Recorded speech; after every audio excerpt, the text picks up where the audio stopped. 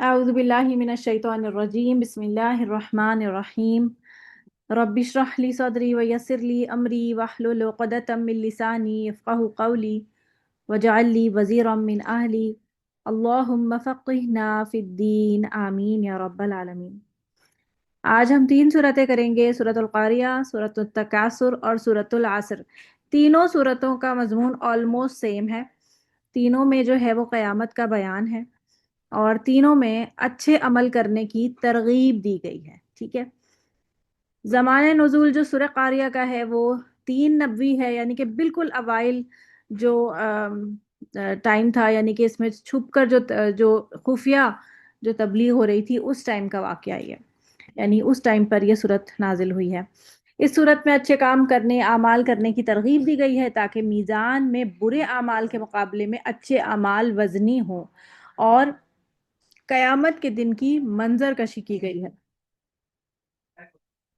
القارعہ، قارعہ کا جو root word ہے وہ قاف را عین سے ہے، اور اس کا معنی ہوتا ہے کھڑکھڑانے والی، یا ایک چیز کو دوسرے پر دے مارنا، جیسے کھٹکھٹانا، یعنی جب آپ نوک کرتے ہیں تو آپ اپنے ہاتھ کو دروازے پر دے مارتے ہیں ایک طرح سے، تو اس کو کہتے ہیں، مطلب ایک دو چیزوں کا ٹکراؤ بیسیکلی کہنا چاہیے۔ تو یعنی جب قیامت آئے گی تو کائنات کا توازن بگڑ جائے گا، جیسے اس وقت ایک کہتے ہیں نا کہ جس طرح بالکل ایک مدار میں ہر چیز چل رہی ہے، ہر ایک اس میں صبح میں جو ہے وہ سورج نکلتا ہے، اور رات کو رات ہو جاتی ہے، جب ڈوبتا ہے تو رات ہو جاتی ہے، پھر صبح ہو جاتی ہے، جس طرح ایک پورے ایک سسٹم کے تھرو ہر چیز چل رہی ہے، وہ سسٹم ختم ہو جائے گا، اور جب وہ ختم ہوگا تو پھر بہت خوفناک قسم کا جو ہے وہ ٹکراؤ ہوگا ہر چیز میں، اور دل دہلا دینے والی آوازیں ہوں گی، کیونکہ ہر چیز ٹکرا رہی ہوگی نا۔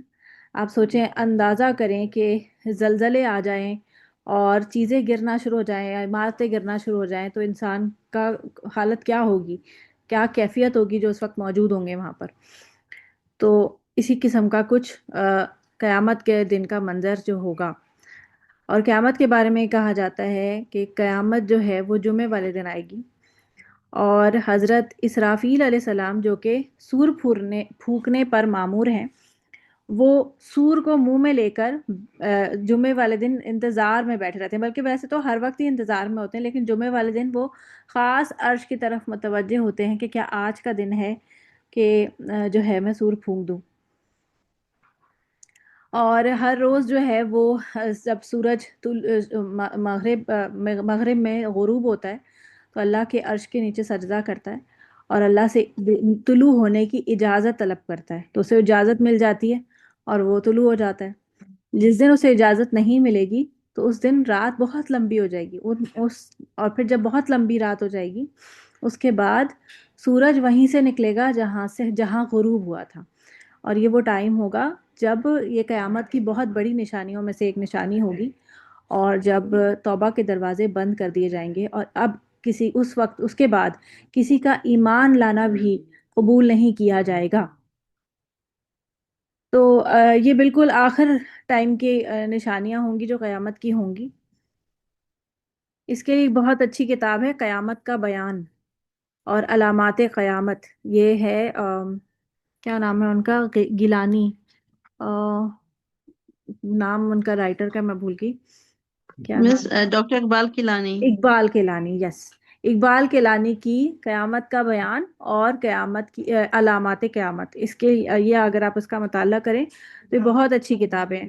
اور کتابوں سے نا ذرا شغف بڑھائیں، اور جس طرح ہم کتابوں سے ذرا دور ہوتے جا رہے ہیں نا، تو کتابیں بہت ضروری ہیں، اور کتابیں آپ کو وہ نالج دیتی ہیں جو آپ کو فون نہیں دیتا۔ فون جو ہے وہ آپ کو بہت ڈسٹریکٹ بھی کرتا ہے، اور اگر آپ قرآن پڑھ رہے ہیں، آپ دعائیں پڑھ رہے ہیں، تو آپ کتابوں کے ساتھ پڑھیں، بجائے اس کے کہ آپ فون میں اس کو پی ڈی ایفs کے ساتھ پڑھ رہے ہوں، یا قرآن بھی آپ اکثر میں نے لوگوں کو دیکھا ہے کہ لوگ قرآن بھی فون سے پڑھ رہے ہوتے ہیں۔ فون اتنا ڈسٹریکٹیو ہوتا ہے کہ اگر ایک نوٹیفیکیشن آ جائے آپ کا کسی کوئی بھی میسج وغیرہ، تو آپ ایک دم بالکل ڈسٹریکٹ ہو کے کچھ اور ہی کرنے لگ جاتے ہیں، آپ کو یاد بھی نہیں رہتا۔ کئی دفعہ میرے ساتھ ہوتا ہے، میں فون اٹھاتی ہوں، کوئی کام یاد آتا ہے، تو فون اٹھاتی ہوں کہ میں اس کو میسج کروں یا کوئی کام کرنا، اور جب فون اٹھایا تو بھول ہی گئی کہ کر کیا رہی تھی۔ اور فون وہ میسج کا رپلائی کر کے اور سب کر کے رکھ دیا، اور پھر یاد آیا ارے جس کام کے لیے اٹھایا تھا وہ تو کیا ہی نہیں. تو فون کافی ڈسٹریکٹیو چیز ہے. اچھا، مل قاریہ، کیا ہے وہ کھڑکھڑا دینے والی؟ تو یہ بھی جو ہے قاریہ جو ہے نا، یہ بھی قیامت کے ناموں میں سے ایک ہے. جیسے اس سے قبل اس کے متعدد نام جو ہے وہ قرآن مجید میں گزر چکے ہیں، کیونکہ ہم تو آخر کی صورتیں پڑھ رہے ہیں نا. جیسے الحاقہ، یہ صورت کا بھی نام ہے، یہ قیامت کا بھی نام ہے.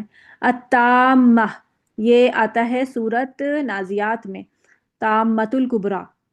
پھر الصاخہ، یہ ابسا میں آتا ہے اس کا نام. الغاشیہ، یہ صورت کا بھی نام ہے. الساعہ، یہ مختلف صورتوں میں، سورہ مومن میں، صورت اور صورت فصلت میں یہ لفظ آتا ہے. اور واقعہ، یہ بھی صورت کا نام ہے. القاریہ، یہ بھی صورت کا نام ہے. تو یہ تمام نام جو ہیں وہ قیامت کے لکھے ہوئے ہیں قرآن مجید میں. اسے اس لیے بھی کہا جاتا ہے کہ اس کی ہولناکیوں سے دلوں کو بیدار کرنا اور اللہ کے دشمنوں کو عذاب سے خبردار کرنا مقصود ہے.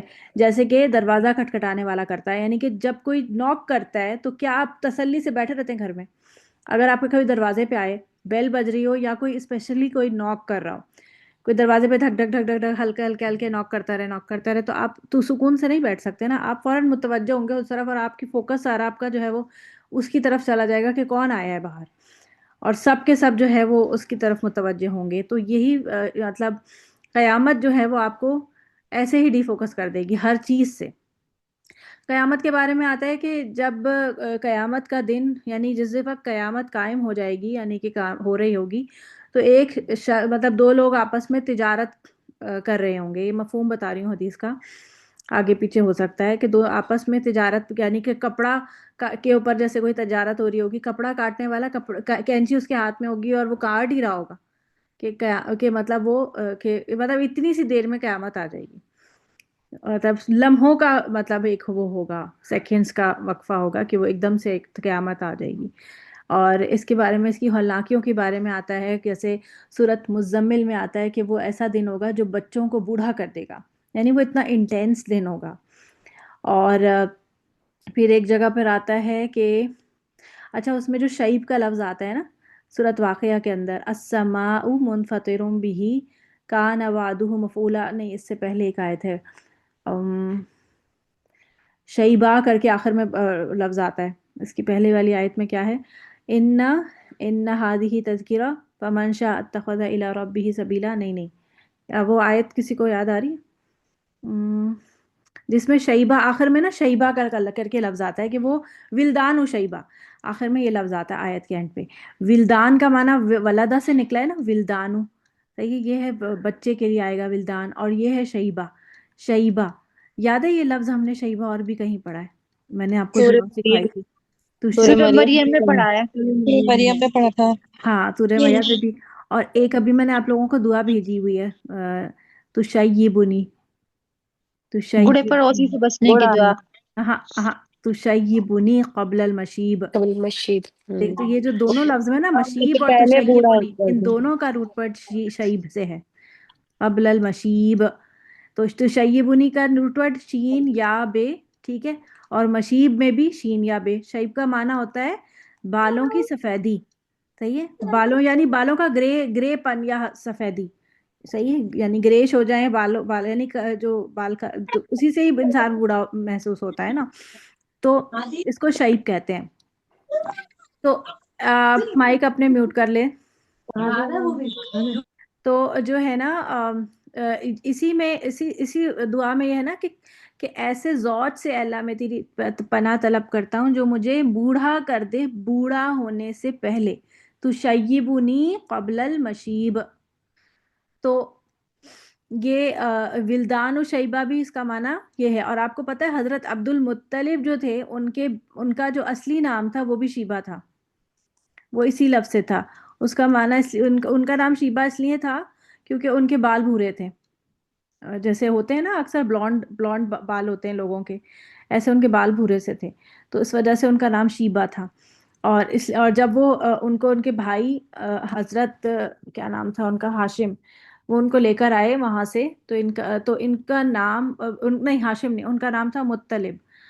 جو ان کے بھائی تھے وہ تھے بڑے بھائی تھے، تو ان کو یہ پتا چلا کہ ان کا ایک اور بھائی جو ہے، جو ان کے باپ نے، ان کے والد نے دوسری شادی کی تھی اور وہ کہیں اور شاید مدینہ میں تھے، تو مدینہ سے ان کو لے کر آئے۔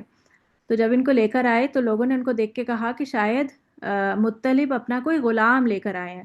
تو عبد کا معنی غلام ہوتا ہے نا، تو سب نے ان کو عبد مطلب کہنا شروع کر دیا، یعنی کہ مطلب کا غلام۔ اس سے ان کا نام ہی یہی پڑ گیا عبد المطلب، ٹھیک ہے؟ اصل میں ان کا نام بھی شیبہ تھا۔ تو یہ سب لفظ میں کیوں بتا رہی ہوں آپ کو، تاکہ کچھ لفظ آپ کے نا ذہن میں رہیں گے شعیب سے، اور آپ کو کہیں پہ بھی یہ لفظ نظر آئے گا نا تو آپ فوراً اس کا معنی جو ہے وہ ایک دم آپ کو کریک ہوگا کہ نہیں، ہاں یہ والا معنی مجھے پتا ہے۔ اچھا جی، آگے دیکھیں، وما ادراک مل قاریہ، تجھے کیا معلوم یا تمہیں کیا چیز بتائے کہ کیا ہے جو ہے کہ کھڑکھڑانے والی یہ قاریہ، یعنی کہ ایک طرح سے انٹینسٹی بتائی جا رہی ہے نا کہ اس کی کہ پتہ کہ تمہیں کیا معلوم ہی کیا ہے اصل میں، کہ اصل میں قیامت ہوگی کیا۔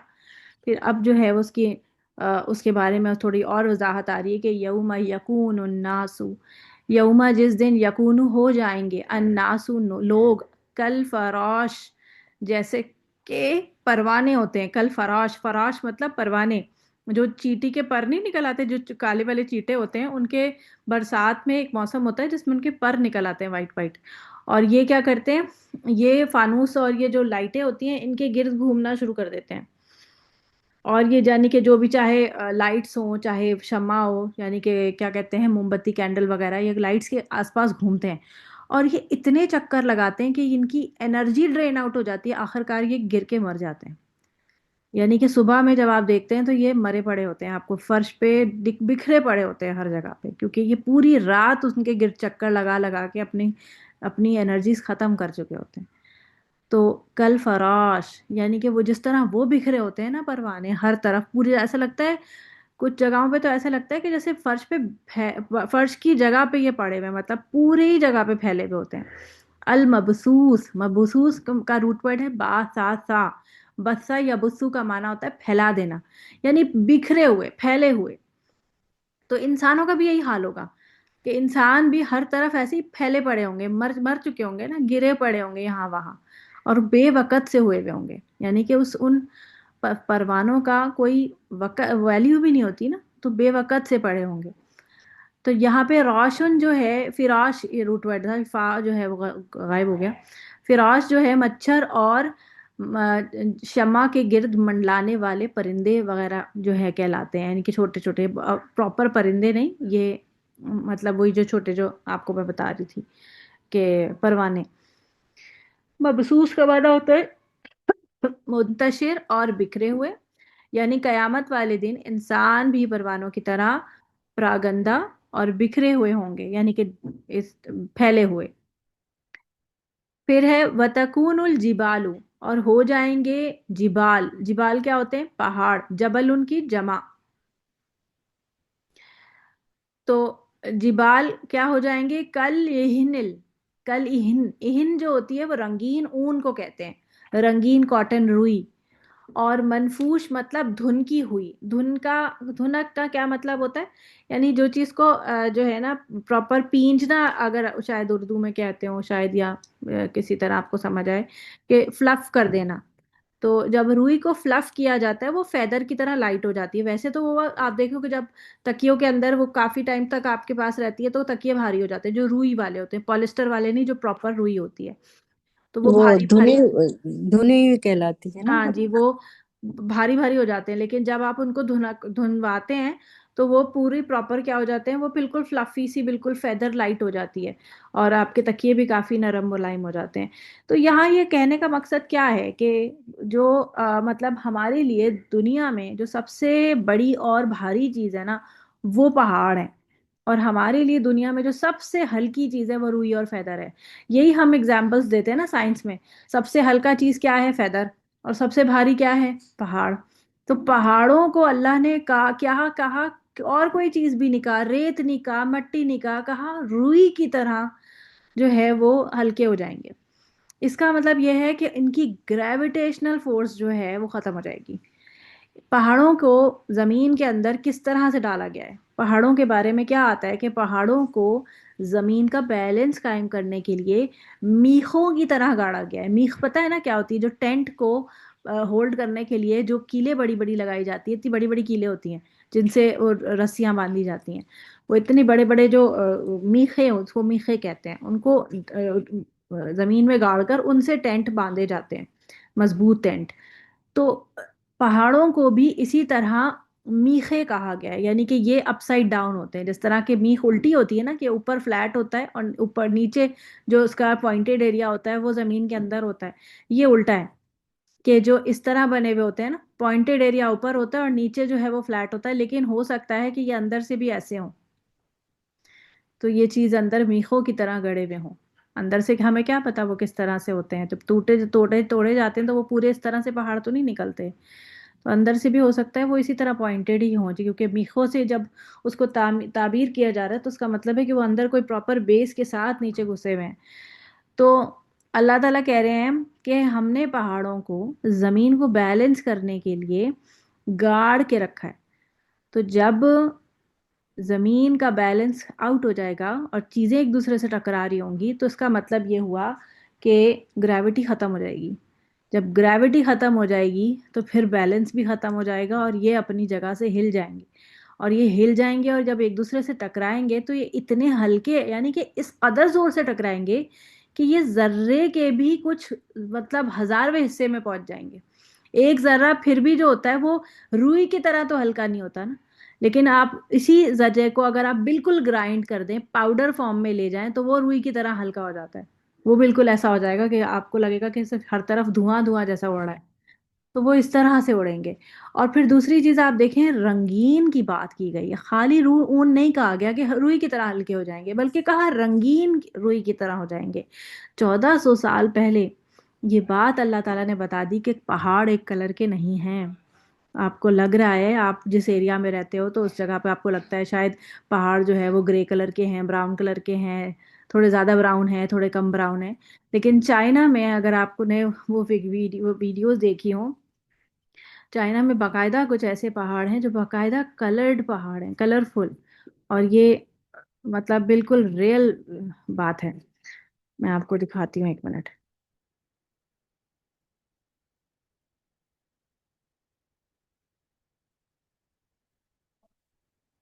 اور جب میں نے یہ پہلی دفعہ دیکھے تھے تو میں خود بھی بڑی حیران ہوئی تھی کہ واقعی ایسے کلرفل ماؤنٹینز ہوتے ہیں۔ یہ دیکھیے،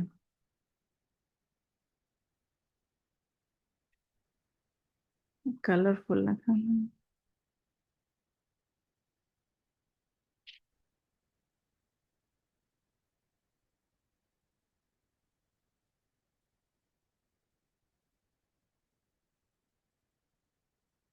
یہ تو کچھ پینٹنگز ہیں، لیکن جو اوریجنل ماؤنٹینز ہیں نا وہ یہ ہیں۔ یہ دیکھیے، یہ اوریجنل ماؤنٹینز ہیں، اور ان میں آپ دیکھیں کہ کتنے سارے کلرز ہیں، اس میں کتنے سارے کلرز ہیں۔ کہاں گئی؟ اوہو، کچھ اور ہی کھل گیا۔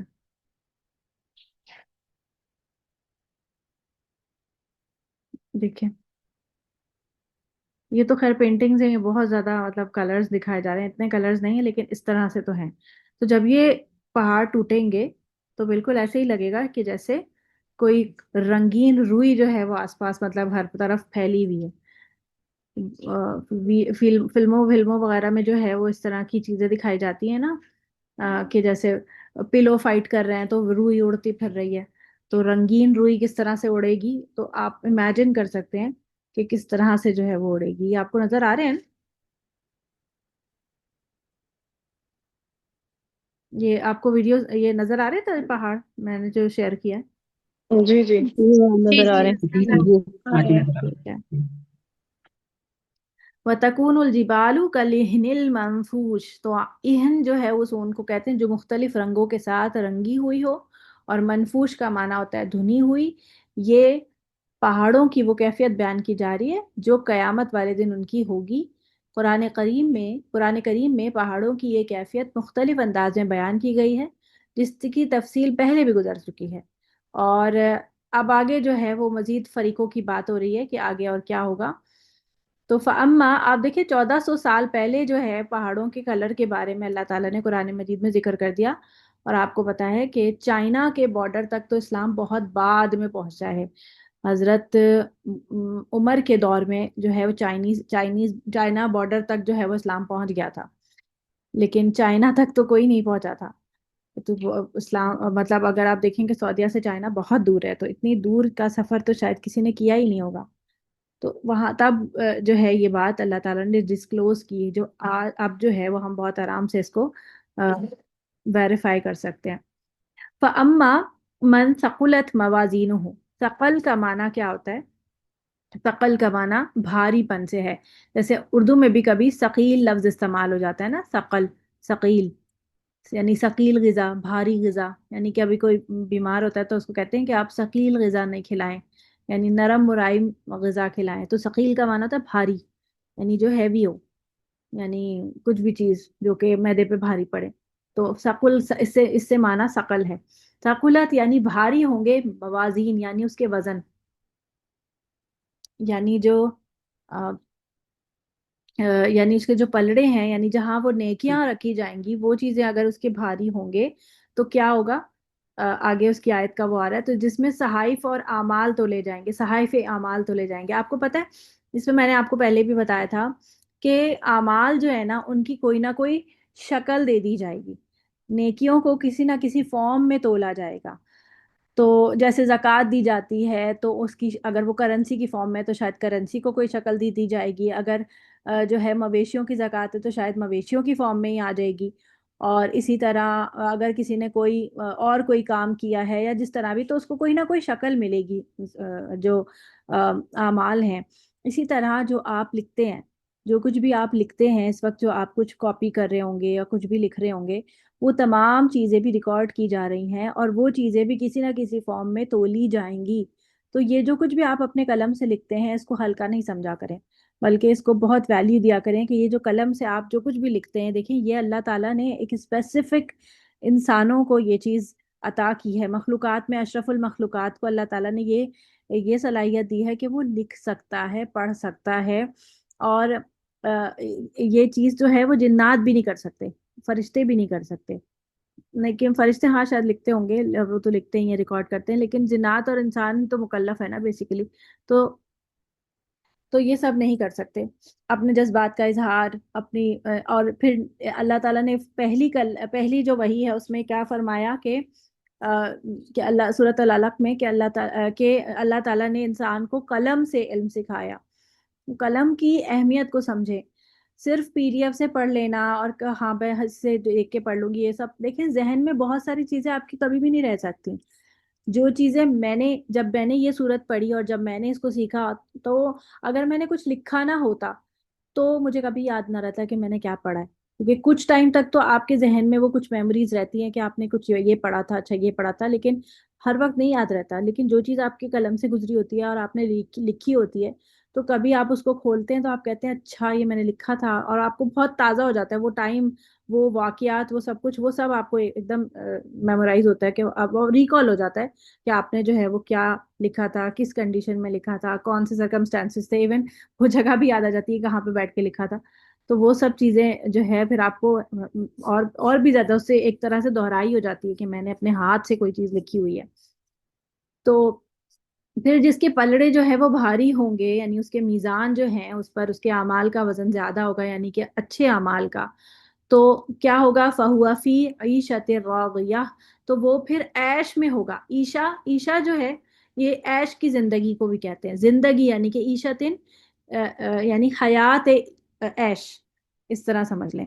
یعنی کہ عیش کی زندگی میں ہوگا. راضیتن یعنی خود بھی راضی ہوگا اور دینے والا بھی راضی ہوگا، یعنی کہ راضی پسندیدہ، یعنی خود بھی راضی ہوگا اور اس کا رب بھی اس سے راضی ہوگا. فہوا فی عیشت راضیہ. تو ہر شخص کی نیکیوں کا جو معیار ہے نا وہ اس کے شاکلے کے حساب سے ہے. شاکلہ کیا ہوتا ہے؟ یعنی جو کچھ بھی اس کو اس کی جینز کی طرف سے صلاحیتیں ملی ہوئی ہیں نا، اس کے حساب سے اس کا ہوگا. جیسے اب اب جیسے میں بھی ایک عورت ہوں، آپ لوگ ایک عورت ہیں، ہے تو ہم دونوں فزیک میں ویسے سیم، لیکن ہر بندے کی صلاحیتیں فرق ہوں گی. کسی کو اللہ تعالیٰ نے بہت اچھا ذہن دیا ہوگا، کسی کا بولنے کا انداز بہت اچھا ہوگا، کسی کو جو ہے اور کوئی اور کام اسکل اس کو بہت اچھا آتا ہوگا. تو وہ اس کی سرکمسٹانسز، اس کی صلاحیتیں اور اس کے حساب سے اس کا معیار ہوگا. جیسے اب فرض کریں کہ ایک انسان کا معیار یہ ہے کہ وہ جو ہے وہ 10 قدم چل سکتا ہے، لیکن وہ 2 قدم میں بولے، 2 قدم چل کے کہے میں تھک گیا، اور وہ آگے کوشش ہی نہ کرے. اللہ تعالیٰ نے اس کو 10 قدم کی صلاحیت دے رکھی ہے، تو وہ 2 قدم پر ہی اگر بیٹھ گیا ہے تو یہ اس نے اپنے شکلے سے کم کام کیا ہے، یہ اپنی وسعت سے اس نے کم کام کیا. اور یہ بات جو اس کی وسعت ہے، یہ وہ شخص اور اس کا رب جانتا ہے. یہ کوئی اور ڈیسائیڈ نہیں کرے گا کہ تمہاری کتنی کیپیبلٹیز ہے. کیپیبلٹیز کے بارے میں انسان کو خود پتہ ہوتا ہے کہ میں کتنا کر سکتا ہوں. تو اپنی لمٹس کو تک پہنچنا جو ہے یہ بھی بڑا ضروری ہوتا ہے کہ انسان ان چیزوں کو پہلے ہی اپنے آپ کو ہلکا نہ لے لے، کیونکہ انسان اکثر نا اپنے آپ کو بہت فرار دیتا ہے کہ بس میں اس سے زیادہ کر ہی نہیں سکتی، میں تو کر ہی نہیں سکتی. لیکن جب آپ اپنے آپ کو اتنا مارجن دینا شروع کر دیتے ہیں نا، تو پھر آپ بہت کم پہ راضی ہو جاتے ہیں. لیکن اس طرح کرنا نہیں ہے، اپنے آپ کو پر اتنے کم پہ راضی نہیں ہونا، بلکہ اپنی لمٹس کو ایکسٹینڈ کرنا ہے اور اپنے آپ کو آگے بڑھانا ہے. کیونکہ انسان پھر کم پر اگر راضی ہوتا رہے گا تو پھر کم سے کم اور نیچے جائے گا، اوپر نہیں جائے گا. فَهُوَ فِي عِيشَةٍ رَاضِيَةٍ، تو ایسی زندگی جس میں وہ شخص اپنی پسند کی زندگی گزارے گا، جو دل چاہے گا وہ مانگے گا، اور جو دل چاہے گا اس کو ملے گا، اور جیسا چاہے گا وہ وہاں رہے گا، اور وہاں سے وہ بور نہیں ہوگا. بڑی مزے کی بات یہ ہے کہ جنت ایسی جگہ ہوگی جہاں پر انسان وہ اس جگہ کو بدلنا نہیں چاہے گا اور وہاں سے نکلنا نہیں چاہے گا. آپ کتنی بھی اچھی جگہ پہ چلے جائیں نا، آپ کوئی سوئٹزرلینڈ چلے جائیں یا کوئی اور بہت ہم لوگوں کے لیے تو سوئٹزرلینڈ وغیرہ ہی اس طرح کی بہت کیا کہتے ہیں فیسنیٹنگ جگہیں ہوتی ہیں نا، لیکن ہم وہاں اگر رہنا شروع کر دیں نا تو ہم وہاں سے بھی بور ہو جائیں گے. ہم کہیں گے ہم گھر کب واپس جائیں گے. یا جو لوگ وہاں رہتے ہوں گے وہ بیزار ہوں گے اس زندگی سے کہ یہاں تو ہر وقت برف پڑتی رہتی ہے اور یہاں تو یہ اور دوسرے مسائل ہیں اس طرح سے. لیکن جنت ایسی جگہ نہیں ہوگی جہاں کوئی بھی مسئلہ ہو، بلکہ وہاں تو ہر چیز ہی پرفیکٹ ہوگی. اور وہ ہے ہی ایسی پرفیکٹ جگہ جہاں کے لیے پرفیکٹ ہیومن بینگز چاہیے. اپنے آپ کو اس لیول پر کوالیفائی کرنا ہمارا کام ہے کہ ہم اپنے آپ کو اس کوالیفائی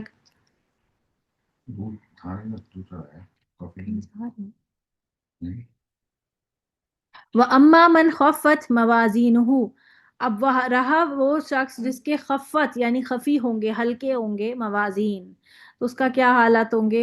یعنی جس کی برائیاں نیکیوں پر غالب ہو جائیں گی اور برائیوں کا پلڑا بھاری ہو کر نیکیوں کا پلڑا جو ہے وہ ہلکا ہو جائے گا.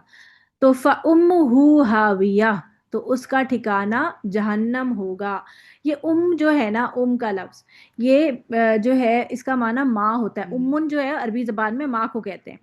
اب یہاں پہ ماں کیوں کہا گیا کہ اس کی ماں جو ہے وہ حاویہ ہوگی؟ حاویہ بیسیکلی جہنم کا ایک دوسرا نام ہے. جہنم کے بھی کئی نام قرآن مجید میں ڈیفائن ہوئے، جیسے کہ حاویہ ہے، جہیم ہے، جہنم بھی آتا ہے لفظ، اور حامیتن بھی آتا ہے لفظ، اور بھی کئی نام آتے ہیں. تو حمیمن بھی آتا ہے ایک نام. تو جو حاویہ مطلب اور ڈفرینٹ نام ہے. دوسرا یہ کہ امن جو ہے وہ کیوں کہا گیا، اسے تعبیر کیا گیا کیونکہ انسان کے لیے جو جائے پناہ ہوتی ہے نا وہ ماں ہوتی ہے. یعنی کہ ایک لیول تک، ایک عمر تک. تو ایک عمر تک جو ہے، یعنی کہ آپ دیکھیں کہ ایک انسان جب گھر میں داخل ہوتا ہے نا، سب سے پہلے اپنی ماما کو ڈھونڈتا ہے. ماں کہاں ہے، ماما کہاں ہے. آپ آپ کے بچے اگر چھوٹے ہیں، اسپیسیفکلی جو لڑکے ہوتے ہیں ماں کو ڈھونڈتے ہیں. بچیاں بھی ڈھونڈتی ہیں ویسے، کہ گھر سے باہر سے آئے یا کہیں سے بھی آئے تو فوراً اماں کہاں ہے، اماں کہاں ہے، اماں واش روم چلی جائیں، بس بس اماں یاد آنا شروع ہو جاتی ہیں فوراً، کہاں ہے اماں اماں. تو یہ جو ماں یعنی کہ جو لوٹ کے آنا ایک طرح سے ہوتا ہے نا، کہ کہیں پہ بھی جائیں گے لوٹ کے اماں کے پاس آئیں گے.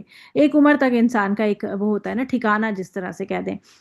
تو اس لیے اس کو اس سے تشبیہ دی گئی ہے کہ اس کا جو جائے پناہ ہوگی وہ جہنم ہوگا.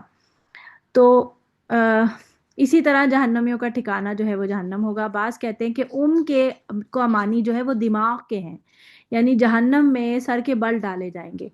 واللہ عالم جو بھی اس کی تعبیر ہو، لیکن یہ بڑی خوفناک بات ہے. اللہ تعالی ہمیں اس سے بچائے، اللہ تعالی ہمیں عذاب قبر سے اس سے بچائے، عذاب النار جڑ سے سے بھی بچائے. آ جائے گا نا، فَأُمُّهُ ہاویہ، مطلب اس کی اصل جڑ جو ہے وہ ٹھکانہ نا بیسیکلی، اس ہاں کا جڑ جا ہاں کے واپس آ کے وہیں آئے گا. ہوں۔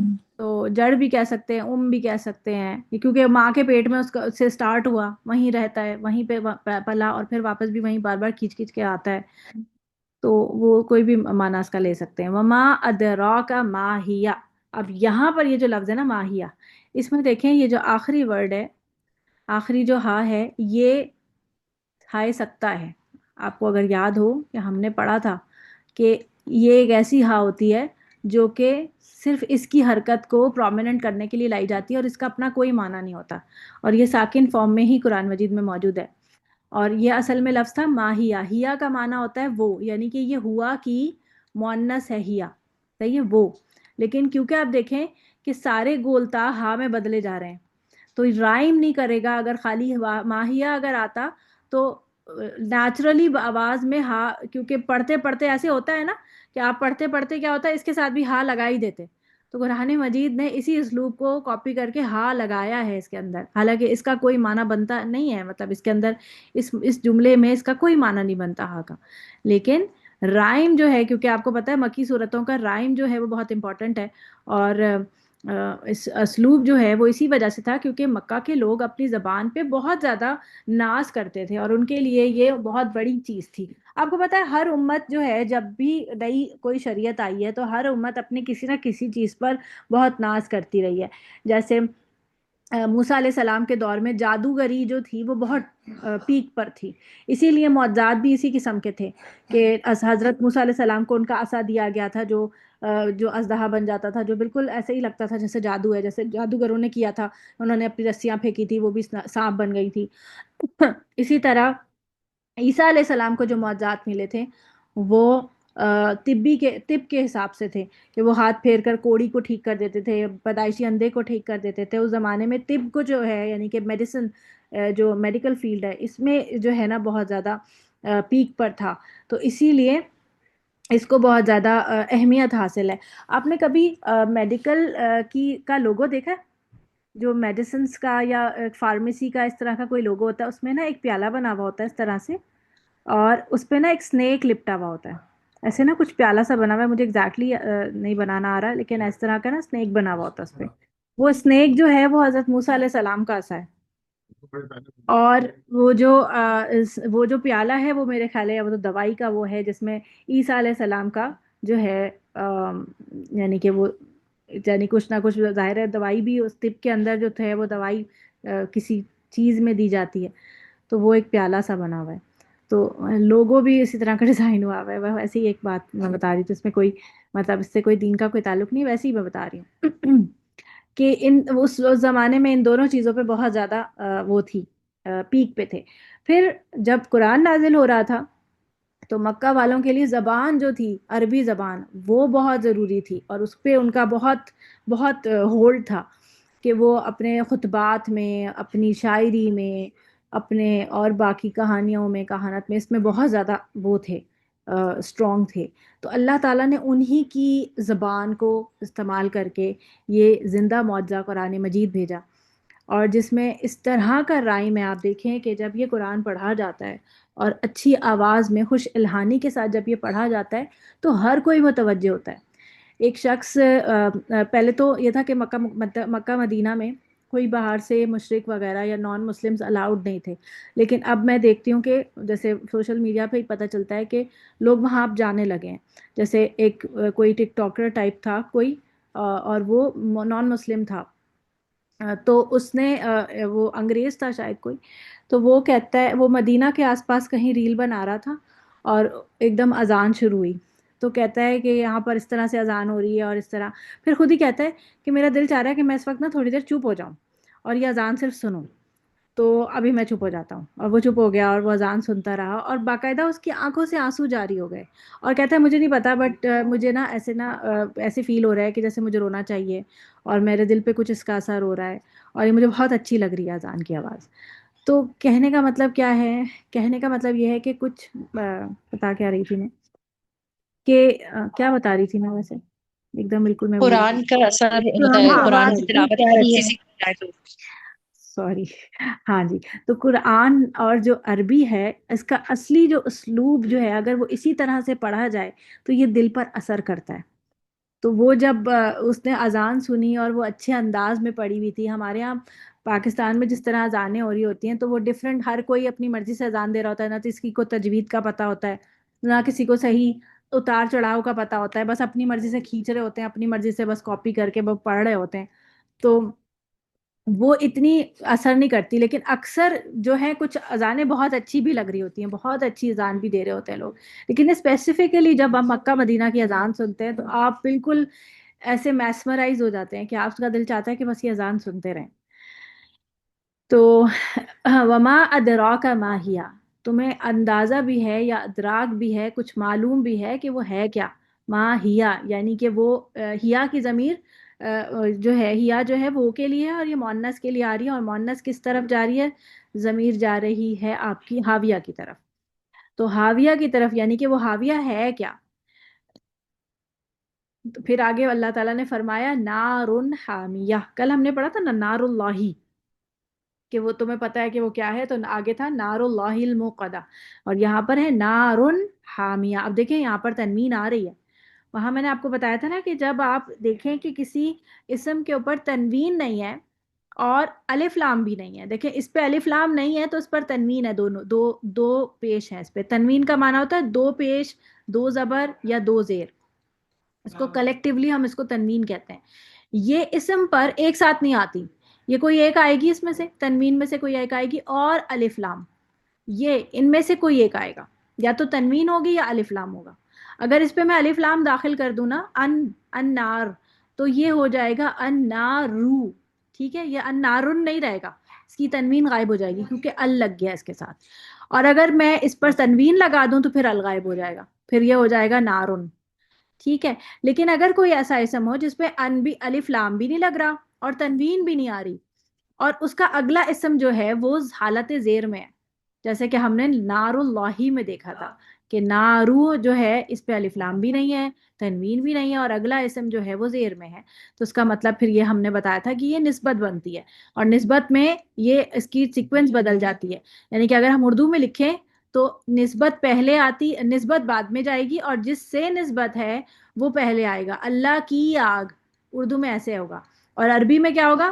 جس سے نسبت ہے وہ بعد میں چلا جائے گا، اور جس کی نسبت ہے وہ پہلے آ جائے گا، اور جس جو یعنی کہ جو اصل موصوف ہے، یعنی کہ جس کی نسبت بیان ہو رہی ہے وہ زیر، حالت زیر میں چلا جائے گا، اسے کہتے ہیں اسم، اس ایسے اسم کو اس میں مجرور کہا جاتا ہے، یعنی یہ حالت جر میں ہے، جر کی حالت یعنی زیر کی حالت میں، ٹھیک ہے۔ یہ صرف آپ کے لیے ایک ایکسٹرا پوائنٹس ہے فار یور انٹرسٹ۔ نارن حامیتن، وہ ایسی تند و تیز، حامیہ جو ہے نا، حمیم، یہ لفظ جو ہے وہ سخت گرم ہونے کی وجہ سے آتا ہے، حمم، حمیہ، صحیح ہے لفظ۔ تو جس طرح حدیث میں ہے کہ انسان دنیا میں جو آگ جلاتا ہے، یہ جہنم کی آگ کا 70واں حصہ ہے، یعنی 70 ٹائمز اس کو ہلکا کر کے اس دنیا میں بھیجا گیا ہے۔ جہنم کی آگ دنیا کی آگ سے 69 درجے زیادہ گرم ہوگی اور ہولناک ہوگی۔ ایک اور حدیث میں ہے کہ آگ نے اپنے رب سے شکایت کی کہ میرا ایک حصہ دوسرے حصے کو کھائے جا رہا ہے، اللہ تعالیٰ نے اسے 2 سانس لینے کی اجازت فرما دی، ایک سانس گرمی کی اور ایک سانس سردی میں، لے لو جا کے آرام سے آرام سے۔ تو یہ پس جو سخت سردی ہوتی ہے یہ اس کا ٹھنڈا سانس ہے، اور نہایت سخت جب گرمی ہوتی ہے وہ جہنم کا گرم سانس ہے، یعنی کہ دنیا میں بھی جو گرمی سردی پڑتی ہے اس کا اثر جو ہے وہ جہنم کے ساتھ جوڑا گیا ہے، کہ جب بہت سخت سردی پڑتی ہے، سخت سردی بھی ایک طرح، بہت زیادہ سردی جو ایکسٹریم میں پڑ جائے تو یہ بھی کیا ہوتی ہے، لوگوں کے لیے مشکل کا باعث بن جاتی ہے، اور جو بہت سخت گرمی پڑتی ہے تو یہ بھی مشکل کا باعث بنتی ہے۔ اس سے یہ بھی پتہ چلتا ہے کہ شاید سردی کا بھی جو ہے وہ عذاب ہوتا ہے، یعنی جہنم میں صرف گرم عذاب نہیں ہوگا، بلکہ ٹھنڈک کا بھی کچھ عذاب ہوگا۔ مس، جی۔ آپ کی اسی بات سے میں نے پڑھا تھا ایک جگہ کہ جہنم کا ایک درجہ ایسا بھی ہے جہاں بہت سخت سردی ہوگی، اور وہاں جو کافر ہوں گے ان کو ڈالا جائے گا، مطلب ایسی سردی ہوگی کہ جسم اکڑ کے ٹوٹ جائیں گے، تو یہ شاید ہوں، اس لیے یہ بھی اسی چیز سے ہے۔ بالکل ہو سکتا ہے، واللہ عالم۔ اور اس سے یہ سمجھ آتا ہے نا کہ اس کی سرد سانس بھی ہے اور گرم سانس بھی ہے، تو اس کا مطلب ہے کوئی حصہ اس کا ٹھنڈا بھی ہے نا۔ تو جب گرمی زیادہ سخت ہو تو نماز ٹھنڈی کر کے پڑھو، یہ حدیث آتی ہے۔ نماز ٹھنڈی کر کے پڑھو کا کیا مطلب ہوتا ہے؟ اس لیے کہ گرمی کی شدت جو ہے وہ جہنم کے جوش کی وجہ سے ہے۔ نماز ٹھنڈی کر کے پڑھو کا مطلب سمجھ آتا ہے، یعنی کہ اس کے لیے ہم ہم شاید یہ اثر کی نماز کو کہتے ہیں کہ جب نہیں، گرمیوں میں ہوتی ہے تو تھوڑا ظہر کی ڈیلے ہوتی نماز، ظہر کی ہے، نماز کو کہا جا ظہر رہا ہے۔ کی نماز تھوڑی آخر تک پڑھ سکتے ہیں ہم، ہاں، آخر یعنی کہ ٹائم تک۔ جو لوگ باہر نکل کے نماز پڑھتے ہیں، یہ فرض نمازوں کے بارے میں بات ہو رہی ہے، جب یعنی کہ ظاہر ہے جب آپ پیک ٹائم اگر آپ گرمیوں کا دیکھیں تو 1:30 بجے اگر نماز ہو رہی ہے تو 1:30 بجے بہت گرمی ہو رہی ہوتی ہے۔ تو جو لوگ صحرائی علاقوں میں رہتے ہیں اور جو بہت گرم علاقوں میں رہتے ہیں تو ان کے لیے مشکل ہے کہ اب وہ پہلے ظہر کے ٹائم نکلیں، پھر عصر کے ٹائم پھر دوبارہ دھوپ میں نکلیں گرمی میں۔ تو نبی کریم صلی اللہ علیہ وسلم نے فرمایا کہ اس نماز کو ٹھنڈا کر لو، اس کا مطلب ہے کہ اس کے آخری وقت تک اس کو پہنچا دو۔ تو اس سے یہ سمجھ آتا ہے کہ ہر نماز کا ایک اول وقت ہے اور ایک اس کا آخر وقت ہے، یعنی کہ اینڈ ٹائم ہے، ٹھیک ہے؟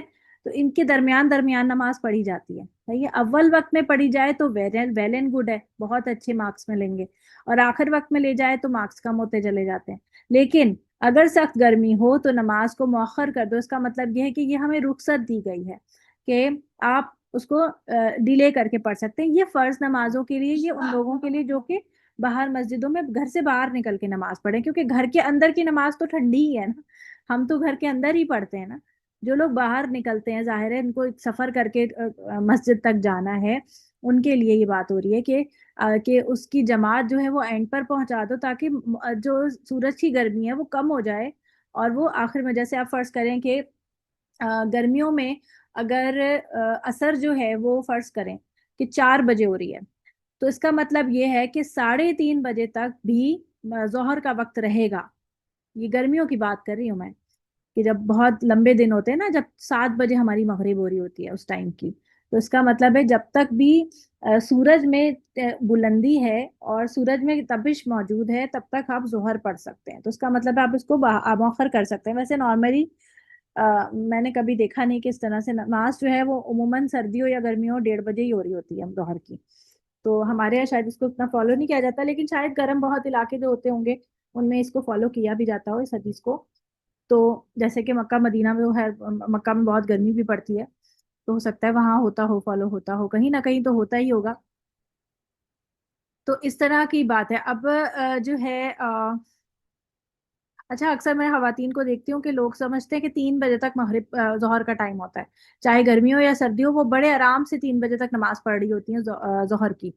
تو یہ بات آپ کو سمجھنی چاہیے کہ جب سردیاں ہوتی ہیں اور دن چھوٹے ہو جاتے ہیں تو ظہر کا وقت بھی بہت پیچھے ہی چلا جاتا ہے، سٹارٹ ہوتا ہے 11:30 بجے سے، اور یعنی کہ جیسے اگر ابھی کے دنوں میں دیکھیں تو آپ 11:15 11:30 آپ کی ظہر کا ٹائم شروع ہو جاتا ہے ہماری طرف، لاہور میں، مجھے نہیں پتا کراچی کا، کراچی میں شاید 12 بجے شروع ہو جاتا ہوگا، 12:15 شروع ہو جاتا ہوگا، اور ایگزیکٹ 12 بجے زوال کا ٹائم نہیں ہوتا۔ یہ ڈیپینڈ کرتا ہے کہ سورج جو ہے وہ بالکل سیدھ میں کب آتا ہے، یعنی کہ دیکھیں جب آپ کا یہ پیک پوائنٹس ہے نا، یہ ایسٹ ہے اور یہ ویسٹ ہے، جب بالکل مڈل میں آ جاتا ہے نا سورج، جب سایہ نہیں بنتا، جب آپ کسی سٹک کو زمین پہ کھڑا کریں تو اس کا سایہ نہیں بنے گا، اس کا سایہ جو ہے وہ بالکل، یعنی کیونکہ اگر بالکل چھت پہ اوپر سر پہ لائٹ ہے تو سایہ کہاں بنے گا؟ اگر تو لائٹ ادھر ہو تو سایہ ادھر بن جائے گا، اگر لائٹ ادھر ہو تو سایہ ادھر بن جائے گا، ایسے ہی ہوتا ہے نا۔ لیکن اگر بالکل چھت پہ ہو، سر پہ ہو لائٹ، تو پھر آپ کا سایہ نہیں بنتا، تو اس ٹائم پر جو ہے سجدہ ممنوع ہوتا ہے۔ لیکن ان ممنوع اوقات میں بھی اگر کسی کو طواف کے نوافل پڑھنے ہیں تو وہ پڑھ سکتا ہے، ٹھیک ہے؟ تو اس یہاں پر ان چیزوں کی رخصت ہے، کیونکہ آپ کو پتا ہے وہاں پہ رش اتنا ہوتا ہے کہ انسان ان سب چیزوں کا دھیان نہیں رہتا، اور اس میں کوئی مسئلہ بھی نہیں ہے۔ پھر آگے دیکھیں سورۃ التکاثر، زمانہ نزول جو ہے اس کا بھی 4 یا 5 نبی ہے۔ تکاثر میں بھی تقریباً اسی طرح کی بات ہو رہی ہے۔ اس صورت میں مادہ پرستی کی دوڑ اور دوسرے سے سبقت کرنے کا جو انجام ہے وہ سمجھایا جا رہا ہے کہ سب کچھ یہیں رہ جائے گا اور ہر انسان کو اپنی قبر کا منہ دیکھنا ہے۔ الہاکم التکاثر، اس کا روٹ ورڈ نا دو جگہ پر اس طرح سے، ایک تو یہ ہے کہ لام ہے اور واو ہے اس کا روٹ ورڈ لہو سے، اور ایک الہی اور الہی اور یلہی سے اس کا روٹ ورڈ لیا گیا ہے، یعنی کہ لام ہے یا۔ تو دونوں ہی معنی ویسے اس کے ٹھیک ہے، لام ہے یا لے لیں یا لام ہے واو لے لیں، دونوں معنی جو ہے اس کے ٹھیک ہے، کیونکہ واو اور یا آپ کو پتہ ہے آگے پیچھے ہوتی ہیں۔ اور لہو کا معنی کیا ہوتا ہے؟ لہو کا معنی ہوتا ہے غافل ہو جانا۔ لہو و لعب ہم پڑھتے ہیں نا، یہ لفظ لہو اور لعب، یہ دونوں کا معنی ہوتا ہے غافل ہونا۔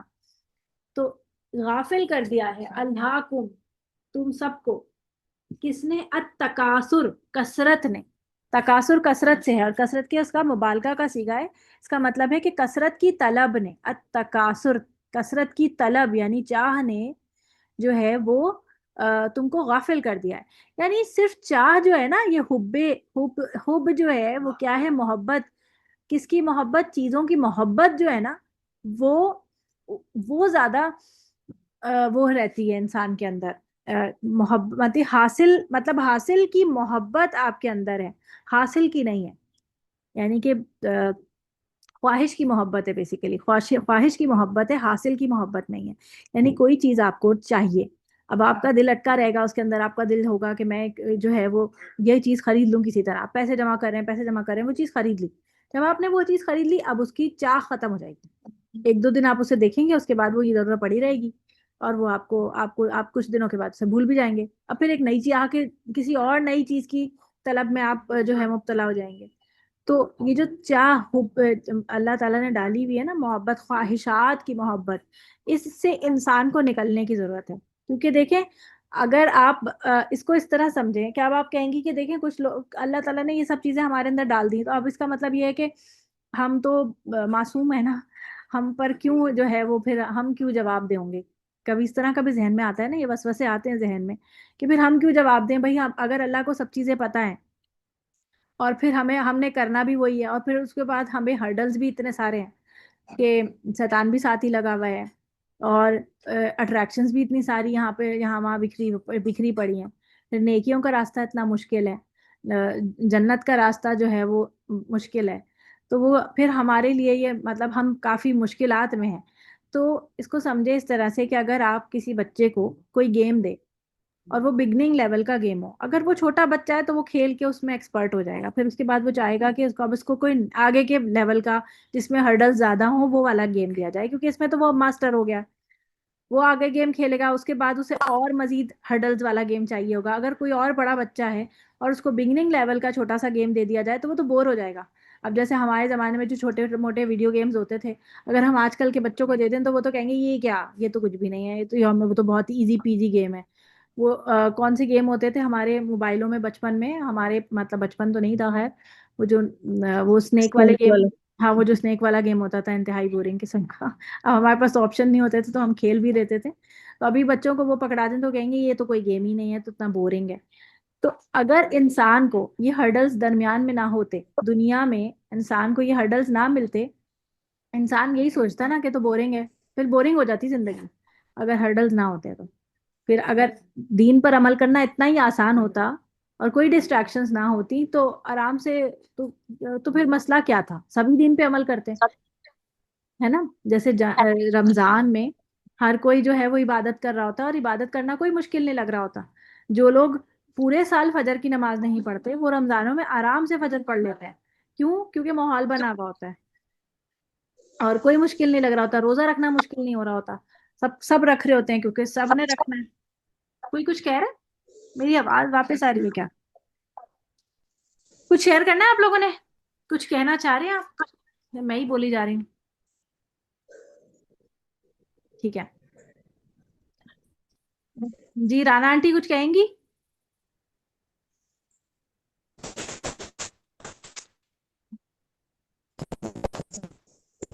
آپ کی آواز نہیں آ رہی مجھے، کچھ کہہ رہی ہیں شاید. نہیں ہو گیا چلیے، اچھا اب سے ہو گیا. اچھا اچھا ٹھیک ہے. تو اب آپ دیکھیں کہ یہ جو کثرت کی طلب ہے نا، ایک سے اوپر جانا، اس سے اوپر جانا، فلاں نے یہ برانڈ کا سوٹ پہنا ہے، مجھے بھی یہی چاہیے، میری جیٹھانی جو ہے وہ اس طرح کے کپڑے پہنتی ہے تو مجھے بھی ایسے ہی چاہیے، بھلے سے میرے شوہر کو جو ہے وہ اتنی وسعت ہے یا نہیں، لیکن میں ان سے ضد کروں کہ نہیں، ان کا بچہ جو ہے وہ کانوینٹ میں جاتا ہے یا ان کا بچہ جو ہے وہ بڑے اسکولوں میں جاتا ہے، میرے بچے بھی اسی میں پڑھیں گے، بھلے سے ہماری اتنی حیثیت ہے یا نہیں. یہ دوڑ جو ہے وہ عورتوں میں بہت زیادہ ہے، مردوں میں بھی ہے، لیکن عورتوں کی وجہ سے بیچارے مردوں پہ زیادہ پریشر پڑتا ہے کہ فلاں نے ایسی گاڑی لی ہے تو اب ہماری چھوٹی گاڑی ہے تو اب ہمیں بھی ایسا چاہیے، تو اس کا بڑا گھر ہے تو ہمیں بھی ایسا ہی چاہیے، اس نے اتنے سونا پہنا ہے یا اس کا اتنی چیزیں ہیں تو ہمیں بھی چاہیے. تو یہ جو چیزیں، یہ جو کثرت کی ایک دوسرے سے مقابلے بازی ہے نا، اس کو نکالنے ہیں اپنے اندر سے، کیونکہ یہ اللہ تعالیٰ نے ہمارے اندر ڈال دیا ہے، اور اب اس کے ساتھ ہمیں فائٹ کرنا ہے، اور اسی کو ہم نے ہرانا ہے اور اپنے نفس کو جتانا ہے، اچھے نفس کو. جو ہمارے اندر اللہ تعالیٰ نے دو قسم کے نفس رکھے ہیں نا، ایک نفس کا تقوی ہے اور ایک نفس کا فجور ہے. صحیح ہے. تقواہا کیا ہے وہ سورت شمس کی آیت کا ٹکڑا بتائیے شاباش. فجورہا و تقواہا. وفجورہا وتقواہا، فَأَلْهَمَهَا فُجُورَهَا وَتَقْوَاهَا، یہ ہے لفظ فجورہا وتقواہا. تو اللہ تعالیٰ نے اس نفس کے اندر اس کا فجور بھی ڈال دیا اور اس کا تقوی بھی ڈال دیا ہے. فجور کا معنی فجرہ سے پھٹنے سے ہے نا، یعنی کہ جب انسان اپنے لمٹ سے باہر نکلتا ہے تو وہ کیا ہو جاتا ہے، فاسق اور فاجر ہو جاتا ہے، اور جب لمٹس میں رہتا ہے، ڈر کے رہتا ہے اللہ تعالیٰ سے، پرہیزگاری کے ساتھ رہتا ہے تو تقوی ہے.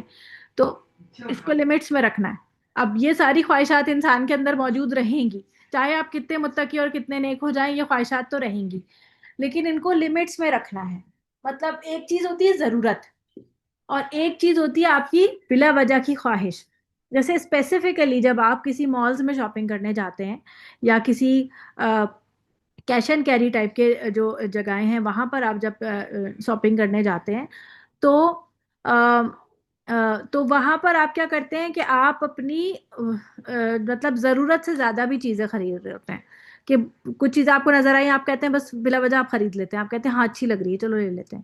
اور یہ عادت ایسی پختہ ہو جاتی ہے کہ جب آپ کبھی شاپنگ کرنے یا کپڑے خریدنے جاتے ہیں تو ایک سوٹ خریدنے کے لیے جاتے ہیں اور دو خرید کے لیے آتے ہیں یا تین خرید کے لیے آتے ہیں، اچھا لگ رہا تھا بس لے لیا.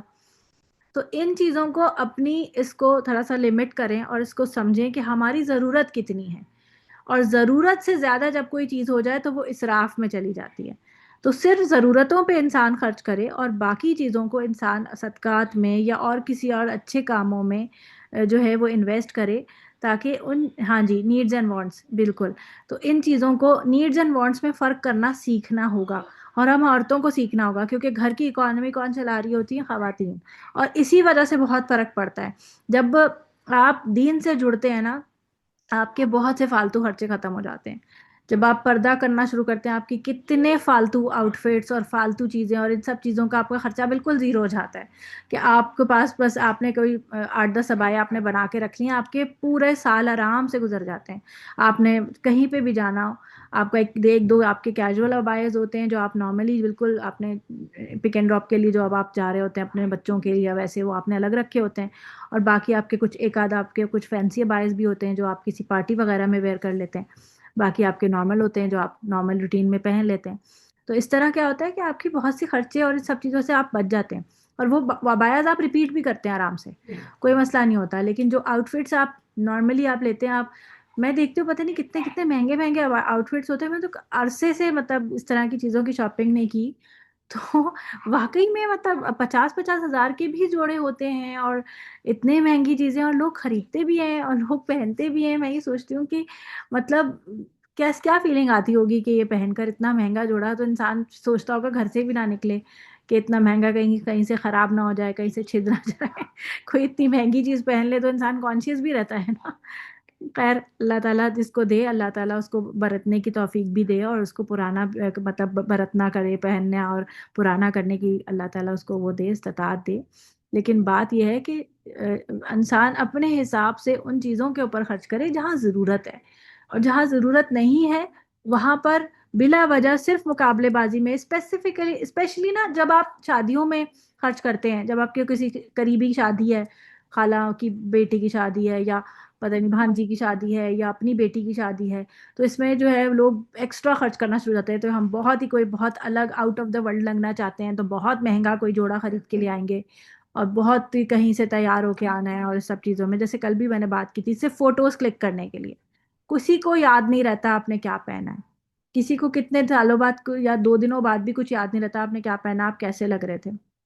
یہ صرف ہماری اپنی خواہشات ہوتی ہیں کہ جب ہم لوگوں کو دکھانے کے لیے یا کسی نہ کسی کے اوپر برتری ظاہر کرنے کے لیے اپنے آپ کو پتہ نہیں کیا بنا لیتے ہیں، اور آپ کو پتہ ہے آپ اچھے بھی لگ رہے ہوں گے، پھر کیا ہوگا کہ آپ کو نظر لگنے کا بھی تو ڈر ہوتا ہے کہ آپ بہت اچھے لگ رہے ہوں گے تو آپ کو نظر بھی لگ سکتی ہے، پھر یہ اور نقصان اور خسارے والی بات ہے. اچھا، یہاں اللہ تعالیٰ انسان کی اسی کمزوری کو بیان کر رہا ہے جس میں انسانوں کی اکثریت ہر دور میں مبتلا رہی ہے. اور کون سی جو دوڑ ہے وہ ہے کیا ہے؟ زیادتی کی خواہش. یہ عام ہے، یعنی ایک سے بات آپ کے پاس کسی کے پاس تھوڑا ہے تو وہ اس سے زیادہ چاہے گا، جس کے پاس اور سے زیادہ ہے وہ اس سے اور زیادہ کی ڈیمانڈ بڑھتی چلی جائے گی. مال، اولاد، اور اسی طرح خاندان، قبیلہ، اور ان سب چیزوں کو اس میں شامل کیا گیا ہے، جس میں انسان جو ہے وہ کثرت کو پسند کرتا ہے. کثرت کے حصول کی کوشش اور خواہش میں وہ اللہ کے احکام اور آخرت کو بھی بھول جاتا ہے.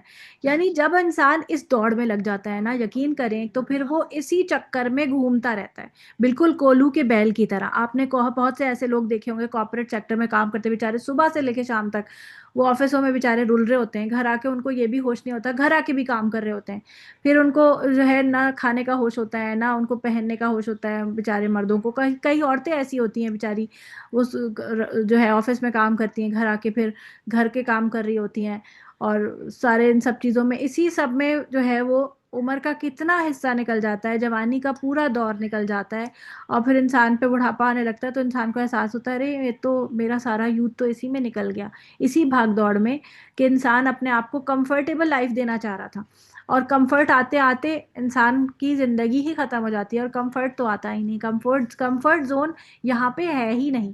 اس دنیا کو اللہ تعالیٰ نے کمفرٹ زون بنایا ہی نہیں ہے، اور ہم یہاں پہ کمفرٹ تلاش کر رہے ہیں کہ ہم اس کو یہاں پر اپنی لائف کو اس طرح کمفرٹیبل کر لیں، ہم ایسے کر لیں، ہم ایسے کر لیں، یہ مل جائے تو ہماری زندگی سکون میں آ جائے گی. لیکن ہماری زندگی یہاں سکون میں آئے گی ہی نہیں، کیونکہ اللہ نے ایسا بنایا ہی نہیں ہے. سکون تو آپ کو جنت میں ملے گا انشاءاللہ. تو اپنے آپ کو اس کوالیفائی کر لیں ہم کہ ہم جنت تک پہنچ جائیں، پھر ہمارا سارا سکون ہی سکون ہوگا انشاءاللہ. پھر یہاں پر اللہ فرما رہے ہیں حتیٰ زرتم المقابر. زرتم کا روٹ ورڈ جو ہے وہ میرا خیال ہے زال الف رے ہے یا زال واو رے ہے. زاو زا زا زے واورا لکھا، زا واورا را. زا واو رے. زور کا معنی ہوتا ہے ٹو وزٹ. جیسے آپ ڈاکٹر کے پاس جاتے ہیں تو آپ کہتے ہیں نا to visit a doctor. Visit یعنی آپ پہنچ جاتے ہیں. تو مقابر کا معنی قبر کی جمع ہے، قبر کی جمع مقابر. اور یہاں یعنی کہ انسان قبروں کا منہ دیکھ لیتا ہے، قبروں تک پہنچ چکا ہوتا ہے، یعنی کہ انسان کی زندگی ختم ہو جاتی ہے اسی دوڑ میں. اس کا مطلب یہ ہے کہ حصول کثرت کے لیے محنت کرتے کرتے تمہیں موت آ گئی اور تم قبروں تک پہنچ گئے. اس میں حدیث کا ایک ٹکڑا یہاں پہ میں نے لکھا ہے کہ لوکانہ لی ابن آدم، کہ نہیں ہے آدم کے لیے، نہیں اگر ہو آدم کے لیے، 2 دفعہ ابن آدم آ گیا، وادیانی 2 وادیاں، مال سے بھری ہوئی، یعنی کہ مال سے ہر چیز سے خزانے سے لدی ہوئی 2 وادیاں ہوں ایک ابن آدم کے لیے، تو کیا ہوگا؟ لبتغی وادین ثالثا، تو وہ ایک تیسری کی خواہش کرے گا. اس کے پاس 2 وادیاں ہیں، اس کے باوجود وہ تیسری وادی مانگے گا. اور ولا یملأ جوفا ابن آدم الا التراب، اور اس کا پیٹ، جوف کہتے ہیں خالی جگہ کو، اگر منہ کو جوف دہن کہیں گے تو یہ منہ کا خالی حصہ ہوگا، اور جوف ویسے تو انسان کے پیٹ کا حصہ بھی خالی ہوتا ہے. اگر آرگنز نکال دیے جائیں تو اسکیلیٹن میں یہ پورا ایریا، پورا جو سینے سے لے کے نیچے تک کا ایریا، یہ ہالو ہوتا ہے، تو اس کو کہتے ہیں پیٹ. یعنی اس کا اندر جو ہے، کیونکہ اندر خواہشات تو اندر سے نکل رہی ہے نا، تو اس کا اندر جو ہے وہ کیا بھرے گا؟ مٹی ہی بھر سکتی ہے، اور کوئی چیز نہیں بھر سکتی، یعنی قبر کی مٹی. یعنی یہ قبر پہنچے گا تبھی اس کی یہ خواہش ختم ہوگی، ورنہ یہ اسی میں ہی لگا رہے گا۔ کلا سوف تعلمون، ہرگز نہیں تم عنقریب جان لو گے۔ کیا جان لو گے؟ یعنی کہ جو کچھ بھی تم اس تفاخر میں، یعنی کہ ایک دوسرے پر سبقت کرنے میں اور سب چیزوں میں پڑے ہوئے ہو، یہ چیز صحیح نہیں ہے، تم جان لو گے کہ یہ چیز صحیح نہیں ہے۔ کلا ثم کلا سوف تعلمون، ریپیٹ کیا گیا تاکید کے لیے سیم آیت کو کہ یقیناً تمہیں یہ بات پتہ چل جائے گی، ان کا انجام جو ہے وہ تمہیں پتہ چل جائے گا۔ اور پھر اس کے بعد آگے کہا گیا کہ کلا لو تعلمون علم الیقین، ہرگز نہیں، البتہ تم ضرور یقینی طور پر جان لو گے۔ یعنی اس کا جواب جو ہے نا وہ محذوف ہے، یعنی کہ مطلب یہ ہے کہ اگر تم اس سے غفلت کا انجام اس طرح یقینی طور پر جان لو، جس طرح دنیا کی کسی دیکھی بالی چیز کا تمہیں یقین ہوتا ہے، تو تمہیں یقیناً پھر اس تفاخر میں مبتلا ہونے سے یہ چیز روک دے گی۔ یعنی کہ اگر تمہیں ایگزیکٹلی پتہ ہو جائے، یعنی یقین آ جائے، دیکھیں انسان کو پتہ تو ہے نا کہ مرنا ہے، جب ہم کسی کو دیکھتے ہیں کہ کوئی شخص مر جاتا ہے تو اس کو فائنلی دفنا دیا جاتا ہے، قبر دیکھنی ہے، لیکن ہم جب کسی کا جنازہ دیکھتے ہیں تو کیا واقعتاً ہم اپنی موت کو یاد کرتے ہیں؟ اس چیز کو بھی سمجھیں۔ کبھی آپ نے عنقریب کسی کا کوئی قریب میں کسی کا جنازہ دیکھا ہو تو کیا آپ نے یہ سوچا کہ میں نے بھی اس جگہ پہ لیٹنا ہے؟ کسی کو یہ خیال آیا کبھی؟ جی، آپ میں سے کسی نے کوئی قریب میں کوئی جنازہ دیکھا اور اس کو یہ خیال آیا ہو کہ میں نے بھی یہاں لیٹنا ہے؟ نہیں، بالکل نہیں آتا، بالکل نہیں نہیں مجھ- آتا۔ اس وقت ہمیں یہ فیل آتی ہے کہ صرف مرنا جیسے اسی کو تھا۔ بالکل نہیں بالکل ایگزیکٹلی یہی ہے۔ مجھے تقریباً ہر دفعہ یہ ریئلائز ہوتا ہے کہ میں جس بھی میت میں جاتی ہوں اسی سے جاتی ہوں کہ ہم نے بھی یہی حال اس حال پہ پہنچنا ہے اور پھر قبر میں جانا ہے۔ بالکل، تو میں تو الحمدللہ یاد رکھتی ہوں دن الحمدللہ، میں بھی۔ یہ چیز یاد رکھنی چاہیے۔ دیکھیں اس شعور نہیں، کے جسے ساتھ خود یہ بخود بہت اچھی بات دل ہے۔ میں آتی ہے نا چیز، وہ نہیں آتی، آپ کو نا اس کو فورس کرنا پڑتا ہے کہ ہاں ہمارے ساتھ بھی ہو جائے گا، ہو جائے گا۔ ایگزیکٹلی، لیکن جس سے ایک دم جو آپ وہ کہیں کہ خوف ہے، ڈر ہے کہ ہم بھی وہ ہو جائیں گے، وہ چیز نہیں آتی ہے، لیکن اپنے آپ کو دھکا دینا پڑتا ہے کہ یہ ہو یاد دلانا ہوگا، پڑے گا۔ ہاں دلانا پڑتا جی شازیہ کیا کہہ رہی ہیں؟ میں یہی کہہ رہی تھی کہ ہاں اب جب کسی کی انسان جنازے میں جاتا ہے تو امیجن تو کرتا ہے کہ یہاں پر جیسے اپنے فیس کو لے کے کہ کل ہم بھی اس طرح لیٹے ہوئے ہوں گے اسی طرح نا۔ لیکن پھر جب گھر آنے کے بعد پھر دنیا کی جو دوڑ میں اس میں جو کاموں میں پھر وہ انسان کہتے ہیں نا، وہ واقعی ابھی کہہ رہی تھی نا کہ وہ ڈر خوف جو ایک ہوتا ہے نا، کبھی کبھی تو بہت ہوتا ہے، کبھی ایک دم ایسا ہو جاتا ہے کہ مطلب نارمل روٹین میں نا پتہ ہے ہمیں جانا ہے اللہ کے پاس، لیکن وہ ایک فکر ہوتی ہے نا، وہ کبھی زیادہ ہو جاتی ہے کبھی کم ہو جاتی ہے نا۔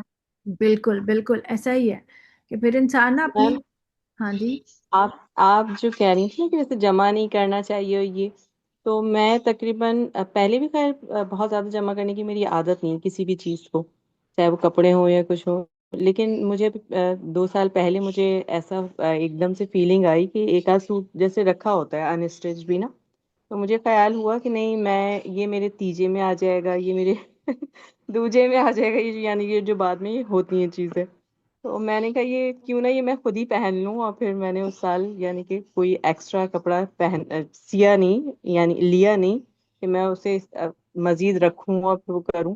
تو اب ذرا خیال کرتی ہوں میں کہ میں بس جو ابھی جو لیا ہے وہ ہاتھ کے ہاتھ سی لو، پہن لو، بس پتہ نہیں ہے کہ کب میں ہم مریں، اور یہ ہم نے لیا تو اپنے لیے، دوسروں کو اس میں آئے گا تو پہلے پہن لیں، ہم دوسرے کو دینے کے لیے کوئی نیا دے دیا جائے، تو صحیح ہے، میں ہے ذرا مجھے۔ صحیح۔ جی ارم کیا کہہ رہی ہیں؟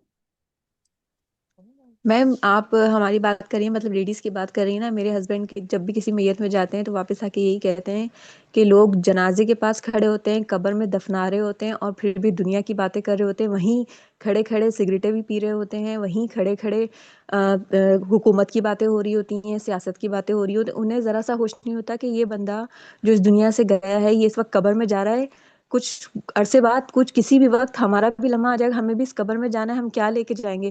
یہاں تک کہ ایک دوسرے کی برائیاں بھی کر رہے ہوتے ہیں، خاندان والوں کی برائیاں بھی کر رہے ہوتے ہیں، اور جس کے گھر کا جنازہ ہوتا ہے اس کے بارے میں بری باتیں بھی کر رہے ہوتے ہیں. کہہ رہے ہیں میں سوچتا ہوں یہ بات کہ ان لوگوں کو ذرا سا بھی نہیں خیال آ رہا ہوتا.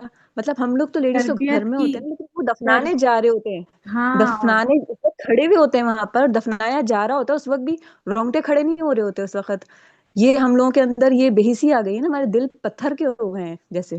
تربیت نہیں ہو رہی ہے نا ہماری. ہم نے تعلیم کو اور تربیت کو الگ الگ کر دیا. اب تربیت ہے ہی نہیں.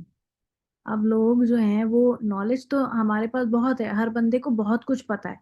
ہر بندہ جو ہے نا اس وقت دین کے لحاظ سے بھی بڑا اسکالر ہے. سب کو سب پتا ہوتا ہے. آپ تھوڑا سا کچھ سرچ کریں اور پھر اس کے بعد آپ کو ہر قسم کی ریلز آنا شروع ہو جاتی ہیں, اور ہر بندہ اسکالر بنا ہوا ہے اور اچھی بات بھی کر رہا ہے. ایسی بات نہیں ہے کہ سب باتیں کوئی انوتھینٹک باتیں, اوتھینٹک باتیں بھی کر رہے ہیں, لیکن جو تربیت کا عنصر ہوتا ہے نا جس میں عمل بدلتا ہے, وہ اس میں فقدان آ گیا, وہ کمی اور وہ ایک گیپ آ گیا.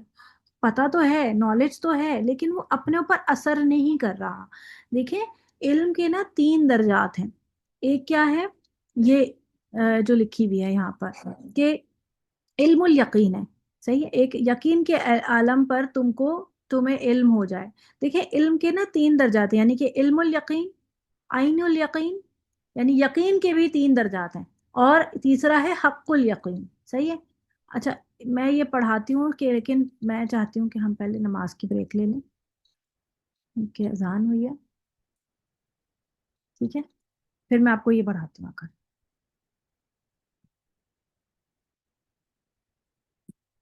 ہاں جی, ہم بات کر رہے تھے علم الیقین, حق الیقین اور عین الیقین کے بارے میں. تو دیکھیں اس کو اس طرح سمجھیے کہ جیسے آپ کو دور سے دھواں اٹھتا ہوا نظر آتا ہے, تو آپ کو علم ہوگا کہ شاید وہاں کہیں آگ لگی بھی ہے, لیکن آپ کو پراپر شیورٹی نہیں ہے. عین الیقین کیا ہوگا کہ آپ قریب جائیں اور آپ باقاعدہ آگ کو دیکھ لیں, تو اب آپ کو یقین, عین الیقین یعنی کہ دیکھنے کی حد تک آپ کو یقین ہو گیا کہ ہاں واقعی آگ لگی ہوئی ہے. اور اگر آگ میں انسان خود پھنس جائے تو اس کو حق الیقین ہوگا کہ اگر کوئی شخص کو, مطلب ایک یقین کے یہ لیولز ہیں, یہ ایک ایسا لیول ہوگا کہ جس میں انسان جو ہے وہ جھٹلا نہیں سکتا. جیسے آپ وہ گل پلازا والی آگ کو سمجھ لیں کہ جو لوگ اس کے اندر موجود تھے ان کے لیے وہ حق الیقین تھا. جو لوگ وہاں قریب سے اس کو دیکھ رہے تھے باہر سے, وہ عین الیقین کی کیفیت میں تھے, اور جو ہم لوگوں نے سنا ہے بس, تو ہم علم الیقین کی کیفیت میں.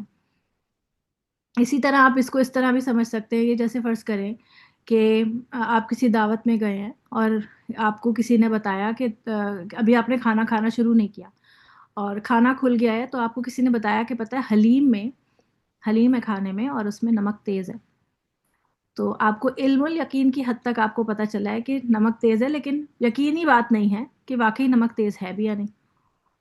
عین الیقین یہ ہے کہ آپ نے حلیم دیکھ بھی لی, حلیم آپ کے سامنے موجود ہے, لیکن وہ دیکھنے میں نظر نہیں آ رہا ہے کہ ابھی اس میں نمک تیز ہے یا نہیں ہے, لیکن جب آپ اسے چکھ لیتے ہیں تو حق الیقین ہو جاتا ہے. اب آپ اس چیز کو, اب آپ سے کوئی یہ چیز ڈینائی نہیں کروا سکتا. یعنی اگر کوئی آپ سے کہے کہ نہیں نہیں, خود بھی کھائے اور کہے کوئی نہیں نمک تو تیز نہیں ہے, تو آپ اسے چکھ چکے ہیں اور آپ کہیں گے نہیں نمک تیز ہے. اب آپ, مطلب آپ کو کوئی اس یقین کی کیفیت سے ہلا نہیں سکتا. کہنے کا مطلب یہ ہے کہ اب آپ کو پتہ چل چکا ہے اور آپ کو اتنا یقین ہے کہ اب آپ کو کوئی اس چیز سے ہٹا نہیں سکتا کہ آپ اس کو کہیں کہ ہاں پتہ نہیں, ہو بھی سکتا ہے اور نہیں بھی. صحیح ہے. تو یہ حق الیقین بالکل ایسی کیفیت ہے کہ ایک انسان کسی کی ڈیتھ کی خبر سنتا ہے تو علم الیقین ہے. عین الیقین کسی کو سامنے دیکھتا ہے مرا ہوا, جنازہ دیکھتا ہے, اور حق الیقین جب وہ خود جنازہ ہوگا. آپ دیکھیں ابھی نا کچھ عرصے پہلے میرے پڑوس میں 2 اموات ہوئی ہیں, ایک گلی میں ایک ہفتے کے اندر 2 اموات ہوئی. ایک خاتون کی جو ہے وہ تھی, اور ایک جو ہے وہ انکل تھے, کوئی آدمی تھا. تو جو خاتون تھی وہ بیچاری, اس کا چھوٹی سی بچی تھی اور اس کو اچانک سے ہی جو بریسٹ کینسر ہو جاتا ہے اور وہ پھر اتنا پھیل گیا, وہ بیچاری بالکل ہڈیوں کا ڈھانچہ بن گئی تھی اور بالکل بس آخری دنوں میں بہت ہی تکلیف میں تھی. میں نے سنا تھا اس کے بارے میں دعائیں بھی کروائی تھی. تو پتہ چلا کہ پھر اس کی ڈیتھ ہو گئی. بچی اس کی چھوٹی سی تھی, 5-6 سال کی, اور وہ بیچاری دنیا سے چلی گئی. اس کا جنازے میں جب میں گئی تو خواتین سب آپس میں بس بیٹھے ہوئے تھے اور وہی جو پڑھ رہے ہوتے ہیں جو کچھ بھی. تو میں نے وہاں جا کے ان سے کہا کہ اس وقت اس جنازے کو، اس عورت کو اس وقت آپ کی دعاؤں کی ضرورت ہے، اور اس وقت جو ہے وہ آپ کی نیک جو گواہیاں ہیں نا، جو اس کے قریبی لوگ ہیں وہ فرشتے نوٹ کر رہے ہیں. اسی لیے کہتے ہیں کہ جنازے کے بارے میں، یعنی جو بھی ڈیسیزڈ بندہ ہوتا ہے اس کے بارے میں کوئی بری بات منہ سے مت نکالو، اس لیے کیونکہ فرشتے لکھ رہے ہوتے ہیں اس کا وہ اعمال نامہ. اور ہم کسی کا خیال کریں گے تو اللہ ہمارا خیال کروائے گا لوگوں سے. کہ اگر اپنے آپ کو ہم رکھ کے سوچیں کہ اس وقت یہ شخص اگر میں ہوتی، اگر اس کی جگہ میں ہوتی تو میں کیا چاہتی کہ لوگ میرے لیے کیا کریں.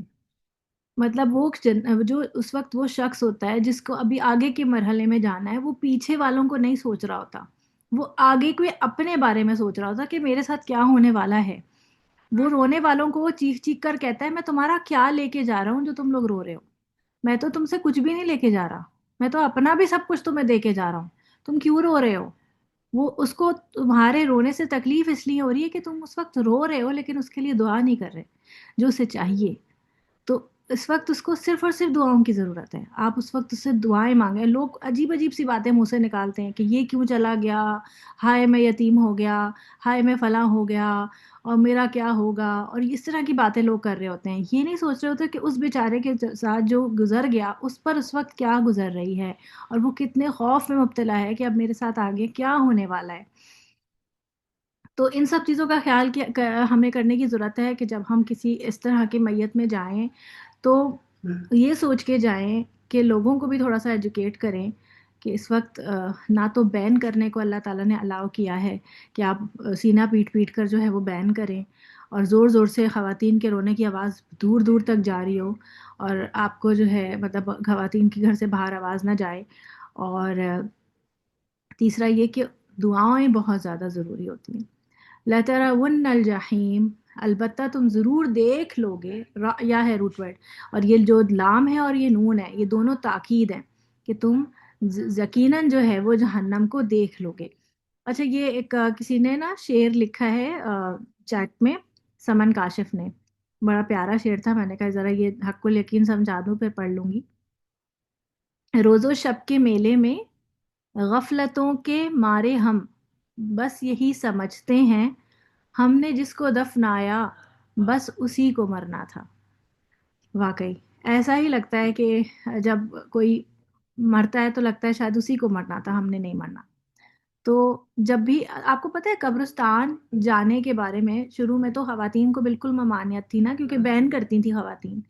پھر بعد میں جب تربیت ہو گئی ان کی اور ان کو تھوڑا سا سمجھا دیا گیا کہ اس طرح سے نہیں رونا ہے، پھر نبی کریم صلی اللہ علیہ وسلم نے قبرستان جانے کے لیے عورتوں کو بھی اجازت دے دی. اس کا مطلب یہ نہیں کہ آپ بس فیشن میں آپ بس نکل جائیں اور بار بار قبرستان جایا کریں. اس کا مطلب یہ کہ کبھی کبھار آخرت کی یاد کے لیے قبرستان جانا چاہیے، تاکہ انسان یہ سوچے کہ دیکھو یہ وہ لوگ تھے جو کہ اپنے وقتوں کے بڑے بڑے، کوئی بڑا بزنس مین ہوگا، کوئی بہت ہی طاقتور روبدار، اور کوئی اس طرح کے لوگ ہوتے ہیں نا جن کی بہت ہی پاورفل پرسنالٹیز ہوتی ہیں. اب لیکن وہ خاک میں ہے، اب ان کو کوئی نہ جانتا ہے نہ اب وہ کسی کے مطلب اب وہ کسی کو ڈرا نہیں سکتے، کسی کے اوپر اپنا روب نہیں جھاڑ سکتے، کچھ بھی نہیں. میرے ماموں تھے، اور وہ ماشاءاللہ ان کی پرسنالٹی ایسی بھاری بھرکم تھی، تھوڑا سا مطلب ان کا ویٹ بھی تھا اور لمبے چوڑے بھی تھے. اور ان کا ایک شخصیت کا بھی ایک روب ہوتا ہے نا کہ جب وہ آتے تھے تو سارے بچے ایک دم نہ سہم جاتے تھے، ابو آ گئے، ماموں آ گئے، اس طرح کر کے سب ایک دوسرے ادھر ادھر گھوم جاتے تھے کہ ان سے کوئی بات نہیں کر سکتا. ان کے سامنے بات کرتے ہوئے 10 دفعہ انسان سوچتا تھا کہ ہم بات کریں گے تو وہ کیا آگے سے کیا ریئیکٹ کریں گے اس طرح سے.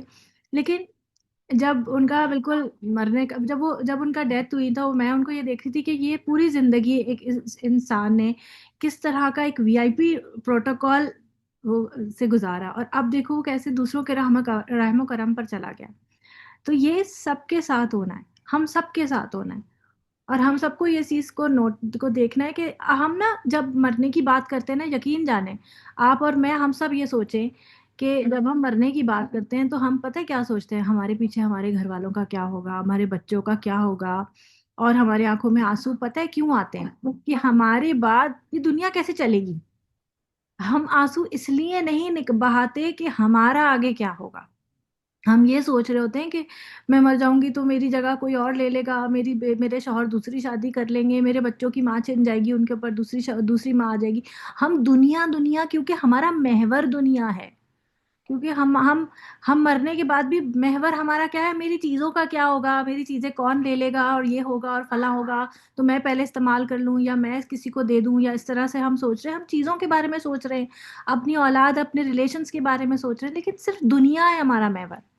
ہم یہ نہیں سوچ رہے کہ میں مروں گی تو میں اللہ کے سامنے جاؤں گی، اور میں اللہ کے سامنے کیا لے کے جا رہی ہوں، میرے پاس کیا ہے، میرے پلے ہے کیا، میرے اعمال نامے میں نیکیاں ہیں بھی جو کہ میرے وزن کو بڑھائیں گی یا نہیں. جو موازین ہے جس کے بارے میں آج ہم پڑھ رہے ہیں، یہ میرے پاس یہ نیکیاں ہیں یا نہیں ہے، اور اگر میں نے نیکیاں کی بھی ہیں تو کیا وہ واقعی وزن دار ہیں بھی یا نہیں. کئی بار ایسا ہوتا ہے کہ ہم نیکیاں کر رہے ہوتے ہیں لیکن وہ اوپر چڑھ ہی نہیں رہی، اس میں کہیں نہ کہیں کوئی کھوٹ آ رہا ہے، اس میں نیت کا فطور آ رہا ہے، اس میں اخلاص میں کمی ہے، یا کچھ اور کوئی کھوٹ ہے، اللہ معاف کرے حلال حرام کا جو ایک وہ ہے وہ عنصر موجود ہے. تو ان تمام چیزوں سے بھی ہمیں سمجھنا چاہیے نا کہ ہم کیا رہے ہیں، ہم اپنی زندگی میں ہم اس سب کے ساتھ ہم لے کے کیا جا رہے ہیں. تو جب ہم اپنے بارے میں یہ سوچیں کہ ہم مرنے والے ہیں یا ہم نے مرنا ہے، تو ہم اپنے آگے کی زندگی کے بارے میں سوچیں، نہ کہ پیچھے کی زندگی کے بارے میں. ٹھیک ہے، تو محور کو اپنے اس کو چینج کیجیے، آخرت کو اپنا محور رکھیے، پرائیورٹی رکھیے. لَتَرَوُنَّ الْجَحِيمَ، تم البتہ ضرور جہنم دیکھو گے. یہ قسم محذوف کا جواب ہے، یعنی کوئی قسم ہے پیچھے جس کا جواب آ رہا ہے، یعنی اللہ کی قسم. لَتَرَوُنَّ کیونکہ ایک دم تاکید آ رہی ہے نا، تو بیچ میں بالکل اچانک سے یہ بات کَلَّا لَوْ تَعْلَمُونَ عِلْمَ الْيَقِينِ لَتَرَوُنَّ الْجَحِيمَ، تو بیچ میں ایک محذوف، یہ عربی کا اسلوب ہے کہ کچھ جو ہے چیزیں محذوف بھی ہوتی. محذوف کا مطلب ہوتا ہے اس میں سے کہیں یعنی اس کے پیچھے مفہوم موجود ہے، لفظ نہیں ہے. ٹھیک ہے، محذوف اس کو کہتے ہیں، یعنی پیچھے تھا واللہ کہ اللہ کی قسم کہ تم ضرور دیکھ لو گے، یا اس طرح، یا کوئی بھی اس طرح قسم کھا کر عربی اما پارے میں کافی سارے اس طرح سے ہے نا. تو یہ قسم کا ایک طرح سے جواب ہے کہ تم ضرور جہنم کو دیکھو گے، یعنی اپنی سزا کو بھگتو گے. یا یہ بھی مراد ہو سکتا ہے کہ ہر شخص جو ہے وہ جہنم کے اوپر سے گزرے گا تو جہنم تو دیکھے گا ہی نا. اب اس کے بارے میں کچھ جو صورتیں ہیں اس میں اس طرح سے آتا ہے کہ جہنم کو کھینچ کے لایا جائے گا اور سب اس کو دیکھیں گے. تو جو جنتی ہوں گے وہ اللہ کا شکر ادا کریں گے کہ ہم اس سے بچ گئے، اور جو جہنمی ہوں گے وہ پھر ڈپریس ہو جائیں گے کہ ہم اس میں ڈالے جانے والے ہیں. تو یعنی سب دیکھیں گے. اور دوسرا یہ کہ جو پل صراط ہے وہ ہے ہی جہنم کے اوپر، تو جہنم کے اوپر سے تو گزرنا ہی ہے. جیسے ہم نے پیچھے سورہ مریم میں بھی پڑھا تھا کہ ہر شخص کو اس کے اوپر سے وارد ہونا ہے، واردوہا، اس کے اوپر سے وارد ہونا ہے، اس کے اوپر سے گزرنا ہے، اور اس پہ پہنچنا ہے. ثم لترون، دوبارہ آ رہا ہے وہی ورڈ ثم لترون، اور پھر ہا آ گیا اس کے ساتھ، لترون ہا، یعنی کہ تم ضرور دیکھو گے اسے. عین الیقین، آنکھ کے یقین کے ساتھ، یقین کی آنکھ سے دیکھو گے. یعنی کہ تمہیں ابھی تو صرف علم الیقین کی کیفیت ہے نا کہ ہاں مجھے پتا ہے کہ ہاں جہنم جنت ہوگی، لیکن اس وقت جب دیکھ لیں گے تو بالکل ایسے کہ آنکھوں کے ساتھ دیکھ لیں گے. تو پہلا دیکھنا دور سے ہوگا، یہ دیکھنا بالکل قریب سے ہے، اسی لیے سے عین الیقین یعنی یقینی مشاہدہ جو کہ آئینی یعنی آنکھ سے حاصل ہوگا.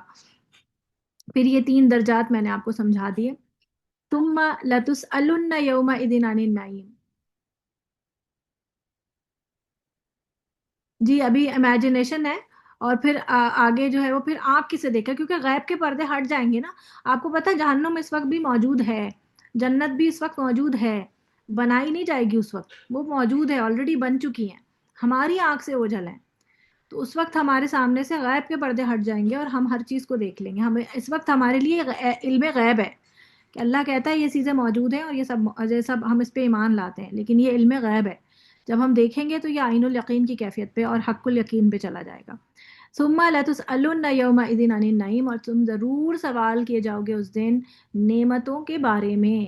ہم ہر شخص نا اپنی اپنی نعمتوں کو غور کرے اس وقت کہ ہم کتنی نعمتوں میں ہیں اس وقت، اور ہم پھر بھی کتنے ناشکرے ہیں کہ اللہ تعالیٰ نے ہمیں سردی گرمی سے بچنے کے لیے چیزیں مہیا کی ہوئی ہیں. ہمارے پاس پنکھے ہوتے ہیں، ہمارے پاس اے سی ہوتا ہے، ہیٹر ہوتا ہے گرمی سردی سے بچنے کے لیے، کمبل ہوتے ہیں، نرم بستر ہوتے ہیں، اور ہماری صحت ہے. سب سے بڑی بات جو ہے وہ کیا ہے، ہماری صحت ہے، ہمیں صلاحیت ہے اللہ تعالیٰ نے دی ہے. ہم کوئی ڈمب نہیں ہے، ڈمب عورتیں نہیں ہیں. ہمیں اللہ تعالیٰ نے بہت صلاحیتیں دے رکھی ہیں، اور اس کے علاوہ بھی اور بہت ساری جو ہمارے گھر ہیں، ہماری اولادیں ہیں، ہمارے شوہر ہیں، ہمارے دیکھ بھال کرنے والے لوگ ہیں، ہماری فکر کرنے والے لوگ ہیں، یہ سب کیا ہیں؟ نعمتیں نہیں ہیں کیا؟ تو ان سب نعمتوں کے بارے میں ایک سوال ہوگا، اور یہ سوال ان نعمتوں کے بارے میں ہوگا جو اللہ نے دنیا میں عطا کی ہوں گی، جیسے آنکھ، کان، دل، دماغ، امن، صحت، مال و دولت، اولاد، ان سب چیزوں کے بارے میں۔ ایک مرتبہ نبی کریم صلی اللہ علیہ وسلم، حضرت ابو بکر اور حضرت عمر رضی اللہ تعالیٰ عنہما بھوک کی حالت میں ایک صحابی کے گھر گئے، اور اس کے گھر میں بکری کا گوشت، کھجوریں اور شیریں پانی یعنی کہ میٹھا پانی پیا، اور فرمایا والذی نفسی بیدہ، یعنی کہ اس ذات کی قسم جس کے ہاتھ میں میری جان ہے، لتسألن، البتہ تم ضرور سوال کیے جاؤ گے، عن ھذا النعیم، اس نعمت کے بارے میں، یوم القیامتی، قیامت کے دن۔ اچھا واؤ یہاں پر ابھی تک تو خیر نہیں، اچھا نیچے آئے گا، ٹھیک ہے۔ اب تیسری سورت شروع ہو رہی ہے، تھک تو نہیں گئے آپ لوگ؟ نہیں باجی نہیں. نہیں نہیں صحیح ہے، ٹھیک ہے. ٹھیک ہے، یہ آخری صورت ہے، چھوٹی سی صورت ہے، انشاءاللہ کمپلیٹ۔ ہم لوگوں نے کلاس دیر سے ہی شروع کی تھی نا۔ جی والعصر، جی. دیکھیں یہ واو جو ہے نا، قرآن مجید میں واو 3 طرح سے آتا ہے۔ ایک تو واو اور کے معنی میں ہوتا ہے، ٹھیک ہے، اس کو واو عطف کہتے ہیں، عطفیہ، عطف، ٹھیک ہے، یعنی اور کے معنی میں جو آتا ہے، اینڈ۔ اور ایک دوسرا ہوتا ہے جس کو واو حالیہ کہتے ہیں، صحیح ہے، حالیہ، یعنی کہ یہ معنی دیتا ہے اس حال میں کہ، صحیح ہے، اس حال میں کہ، جیسے آتا ہے قرآن مجید میں کہ وَلَا تَقْرَبُوا الصَّلَاةَ وَأَنْتُمْ سُكَارَىٰ يَا أَيُّهَا الَّذِينَ آمَنُوا لَا تَقْرَبُوا الصَّلَاةَ وَأَنْتُمْ سُكَارَىٰ۔ تو یہاں پہ جو انتم ہے نا، تو اس میں جو یہ واو حالیہ ہے، صحیح ہے، وَأَنْتُمْ سُكَارَىٰ، یعنی کہ اے ایمان والو تم نماز کے قریب مت جاؤ اس حال میں کہ تم نشے میں ہو، ٹھیک ہے۔ اسی طرح اور بھی آتا ہے کہ لا تقربو وانتم، اعتکاف والی آیت میں آتا ہے سورۃ بقرہ میں، مطلب اکثر جگہوں پہ واو حالیہ اس طرح سے آتا ہے کہ اس حال میں ہے کا جملہ جو ہے وہ بنتا ہے، یعنی وہاں پر اگر میں اور لگاؤں نا تو جملہ ہی نہیں بنے گا، تو وہ اس کو واو حالیہ کہتے ہیں، اور یہ کانٹیکسٹ ہمارا بتا رہا ہوتا ہے کہ اگر آپ وہاں پر اور کا معنی لگائیں گے تو وہ معنی ہی نہیں بن رہا ہوگا۔ پھر تیسرے جو واو آتا ہے وہ آتا ہے واو قسمیہ۔ اچھا واو حالیہ اور واو عطفیہ میں زیادہ کوئی خاص گرامیٹیکل ڈفرینس نہیں ہوتا، بس آپ کو کانٹیکسٹ سے ہی سمجھنا ہوتا ہے کہ اس میں اور کا معنی زیادہ سوٹیبل رہ رہا ہے یا اس حال میں کے۔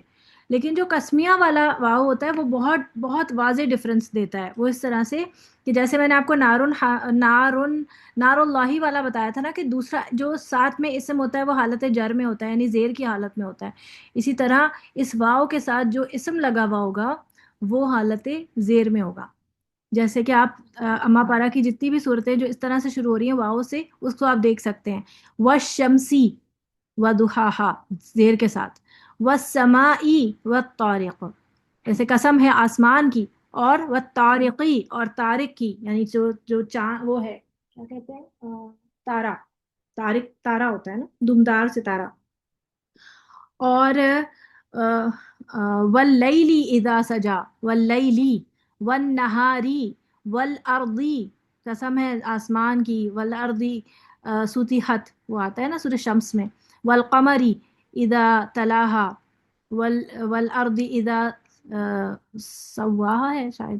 تو اس طرح سے مطلب جو بھی جو زیر میں جا رہا ہے نا، تو یہ بتاتا ہے کہ یہ واو جو ہے وہ قسمیہ ہے، یعنی قسم ہے زمانے کی۔ اب آپ یہاں دیکھیں یہ جو زمانہ ہے عصر، اس کا معنی کیا ہے؟ یہ زمانہ کیوں ہے؟ آپ کہیں گے عصر کا تو ٹائم ہوتا ہے نا، عصر جو ہے اس کا معنی ہوتا ہے سیم ایرا، یعنی زمانہ، جیسے کہ ابھی اس وقت ہم سیم ایرا کے لوگ ہیں، جو ہم سے پہلے گزر گئے وہ پچھلے ایرا کے لوگ تھے، وہ ہم عصر نہیں کہلائیں گے، صحیح ہے۔ عصر کا معنی ہوتا ہے جو سیم ایرا ہوتا ہے، صحیح ہے، یعنی کہ ابھی اس وقت جو کچھ بھی ہو رہا ہے، جو بھی نیچرل کیلیمٹیز کہہ لیجئے یا دنیا میں جو کچھ بھی ہو رہا ہے وہ ہم سب مشاہدہ کر رہے ہیں، تو اس کو کہتے ہیں یعنی ایک زمانے کے لوگ، ایک ایرا کے لوگ۔ جو ہم سے پچھلے لوگ تھے، جیسے اب صحابہ کا دور تھا، وہ ان کا عصر تھا، وہ ان کا زمانہ تھا، سمجھ آ رہا ہے نا؟ اس لیے اس سے اثر سے اردو میں یہ لفظ استعمال کرتا ہے ہم اثر، یعنی کہ ایک زمانے کے لوگ. جیسے کہ اب آپ ایون آپ اب اس کو اگر ہم جنریشنز میں ڈیوائڈ کر لیں تو ہم اثر میں ہم جتنے ایج گروپ کے لوگ ہوں گے جو کہ اس ایرا میں اپنا بچپن اور جوانی گزاری ہوگی انہوں نے، تو وہ ان کو ہم عصر کہیں گے. پھر اب جو نئے بچے آ رہے ہیں وہ ہمارے دور والے بچے نہیں ہوں گے، یعنی کہ ہمارا جیسا بچپن تھا انہوں نے وہ ایرا وہ زمانہ نہیں دیکھا. انہوں نے اب ڈفرینٹ قسم کا ان کا بچپن رہا ہے، ان سے سینیریو ڈفرینٹ رہے ہیں، تو وہ ہم عصر نہیں ہوں گے. مطلب یہ عصر کو بھی آپ زمانے کو بھی آپ کیٹیگریز میں ڈیوائڈ کر سکتے ہیں. تو زمانے کی اللہ تعالیٰ نے اس زمانے کی اس ایرا کی اللہ نے قسم کھائی کہ کیونکہ وہ بدلتا رہتا ہے نا، اس میں دن رات آ رہی ہے، اس میں دن شروع ہو رہا ہے، چیزیں آ رہی ہیں، لمبی کبھی راتیں ہیں، کبھی چھوٹی راتیں ہیں، کبھی دن ہو رہا ہے، کبھی رات ہو رہی ہے. تو اس سب چیزوں میں اللہ تعالیٰ نے اس چیز کی قسم کھائی ہے. اور یہ پہلے بھی بتایا جا چکا ہے کہ اللہ تعالیٰ تو اپنی مخلوق میں سے جس کی چاہے قسم کھا سکتا ہے. جیسے کہ ابھی میں نے آپ کو اتنی ایگزامپل دی کہ لیل کی، رات دن کی، رات کی، جو ہے زمین کی، آسمان کی. لیکن انسانوں کے لیے اللہ تعالیٰ کی قسم کے علاوہ کسی اور کی قسم کھانا جائز نہیں ہے. بچپن میں نا ہم اس طرح بولتے تھے میری جان کی قسم، میری امی کی قسم، تو بچپن بولتے تھے اس طرح سے بچپن میں. لیکن یہ الاؤڈ نہیں ہے. جب پتہ چلا کہ قرآن کی قسم کھاتے ہیں لوگ اکثر، تو نہیں کھا سکتے. آپ مخلوق خدا کی قسم نہیں کھا سکتے. صرف اللہ کی قسم جو ہے وہ الاؤڈ ہے، اور وہ بھی صرف ویلڈ جگہوں پہ، عادتاً نہیں. یعنی کہ چھوٹی چھوٹی چیزوں میں آپ کہیں قسم اٹھاؤ قسم اٹھاؤ، ایسا نہیں. یعنی کہ جھگڑے ہو رہے ہیں تو قسم اٹھاؤ. صرف کن جو شریعت کے معاملے ہیں جن کے اوپر قسم اٹھائی گئی ہے وہ ہے کہ جب شوہر اپنی بیوی کو کسی بدکاری کی حالت میں دیکھ لے اور پھر وہ گواہ پیش نہیں کر سکتا کیونکہ اس نے خود دیکھا ہے نا، اب وہ گواہ ڈھونڈنے تو نہیں جائے گا، تو پھر وہ کیا کرے گا؟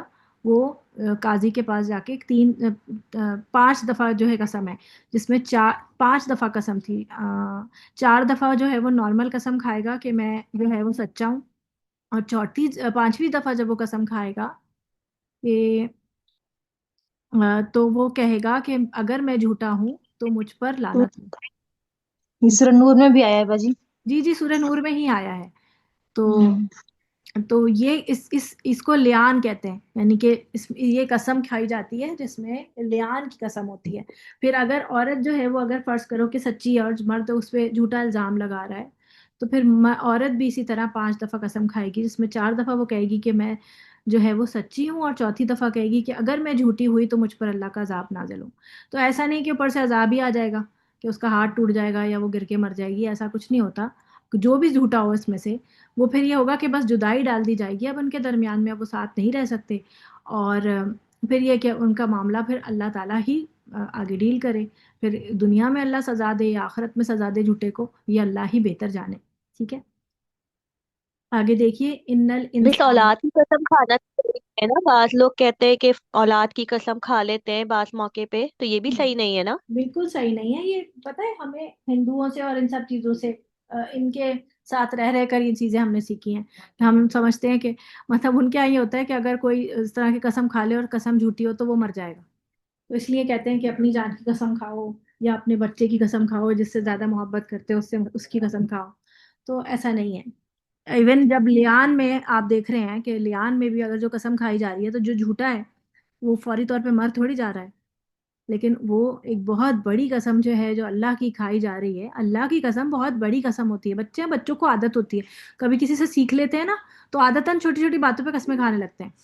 میرے بچوں کو پتہ نہیں کہاں سے کوئی عادت لگی، 1-2 بچے کبھی ایسے اللہ کی قسم میں نے یہ نہیں کیا اور میں نے نہیں ایکسکیوز می کھایا، میم، تو میں نے انہیں سمجھایا کہ بیٹا یہ بہت چھوٹی چھوٹی باتوں پہ اللہ کی قسمیں نہیں کھائی جاتی. جی بولیے. میم یہ لیان کا کیا مطلب ہوتا ہے؟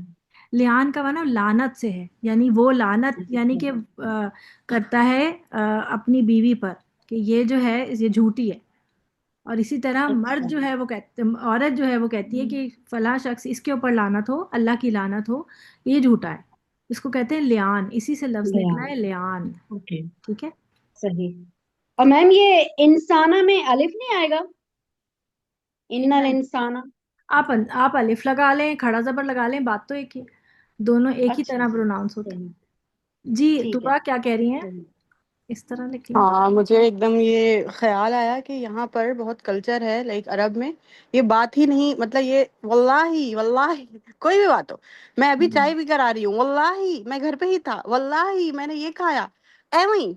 اور مجھے آج تک سمجھ میں نہیں آئی کہ اتنا زیادہ یہ اتنا اللہ تعالیٰ کی قسم بار بار بار بار کیوں مطلب وہ اصل کر رہے میں ہوتے ہیں۔ ان کا تو نا تکیہ کلام ہے یہ تکیہ کلام ہے، ہاں باقی یہ ہاں حقیقت ہے کہ یہ ان کا تکیہ ہے۔ دیکھ کوئی بھی بات ہو اننیسیسری، آپ اس کو بولے تم لیٹ ہو گئی، واللہ میں ابھی نکلا ہاں فوراً ایسے ہاں بولتے ہیں یہ لوگ۔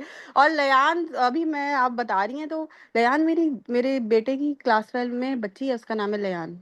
اچھا، یہ کیا بس ہے آپ یہ؟ دیکھ لیے، ابھی میں خود حیران ہوتی ہوں کہ ایسے ایسے لوگ نا بس جو چیز جو منہ پہ اچھا لگ گیا تو وہ نام رکھ دیتے ہیں، انوکھے کے ہاں چکر میں کچھ بھی چل رہا بس این ہونا چاہیے آخر میں، وہ ہے۔ کیوٹ ہے بس۔ ہاں بس وہی ہے کہ نام اچھا لگنا چاہیے اور مطلب یونیک لگنا چاہیے، کسی کا نام نہیں ہو۔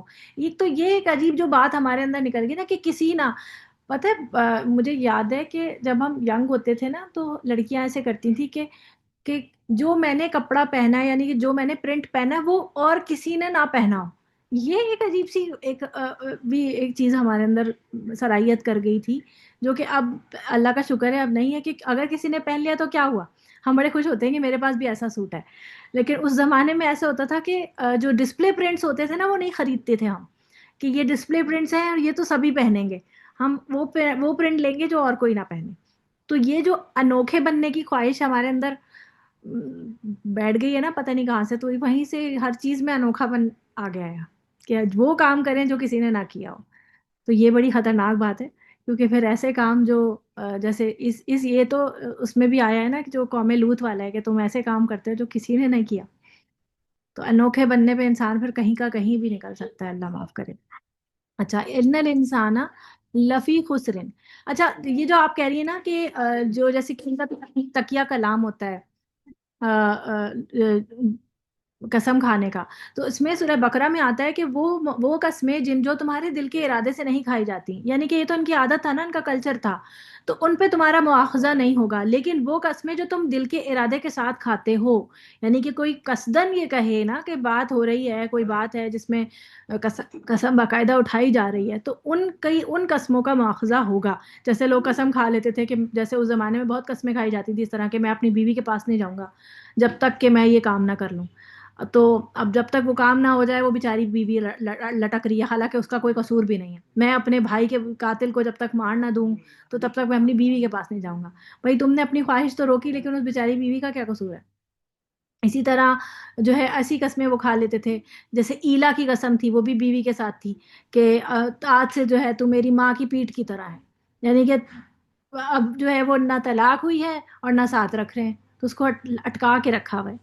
تو یہ اس طرح کی قسمیں جو تھیں وہ جو ہے وہ ان کا مواخذہ ہے، پھر ان کے اوپر پھر احکامات جاری ہوئے آگے۔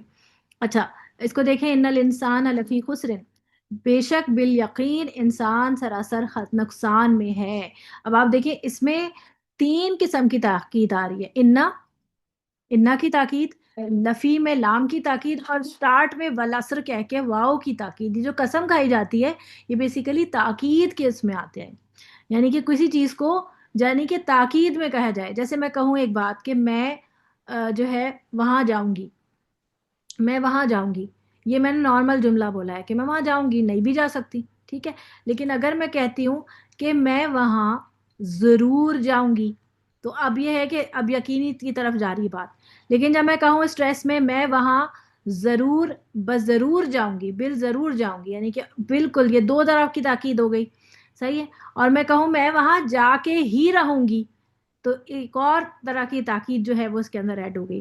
تو اللہ تعالیٰ نے 3 تاکید کے ساتھ کیا کہا کہ انسان تو نقصان میں ہے، اور وہ بھی سراسر نقصان میں۔ تو اس کا مطلب کیا ہے؟ یہ جواب قسم ہے انسان کا، یعنی جو قسم کھائی جاتی ہے نا جب عربی زبان میں، تو اس کا ایک جواب قسم بھی ہوتا ہے، قسم کا ایک جواب ہوتا ہے۔ تو یہ بیسیکلی جو اگلی آیت آ رہی ہے وہ جواب قسم ہے۔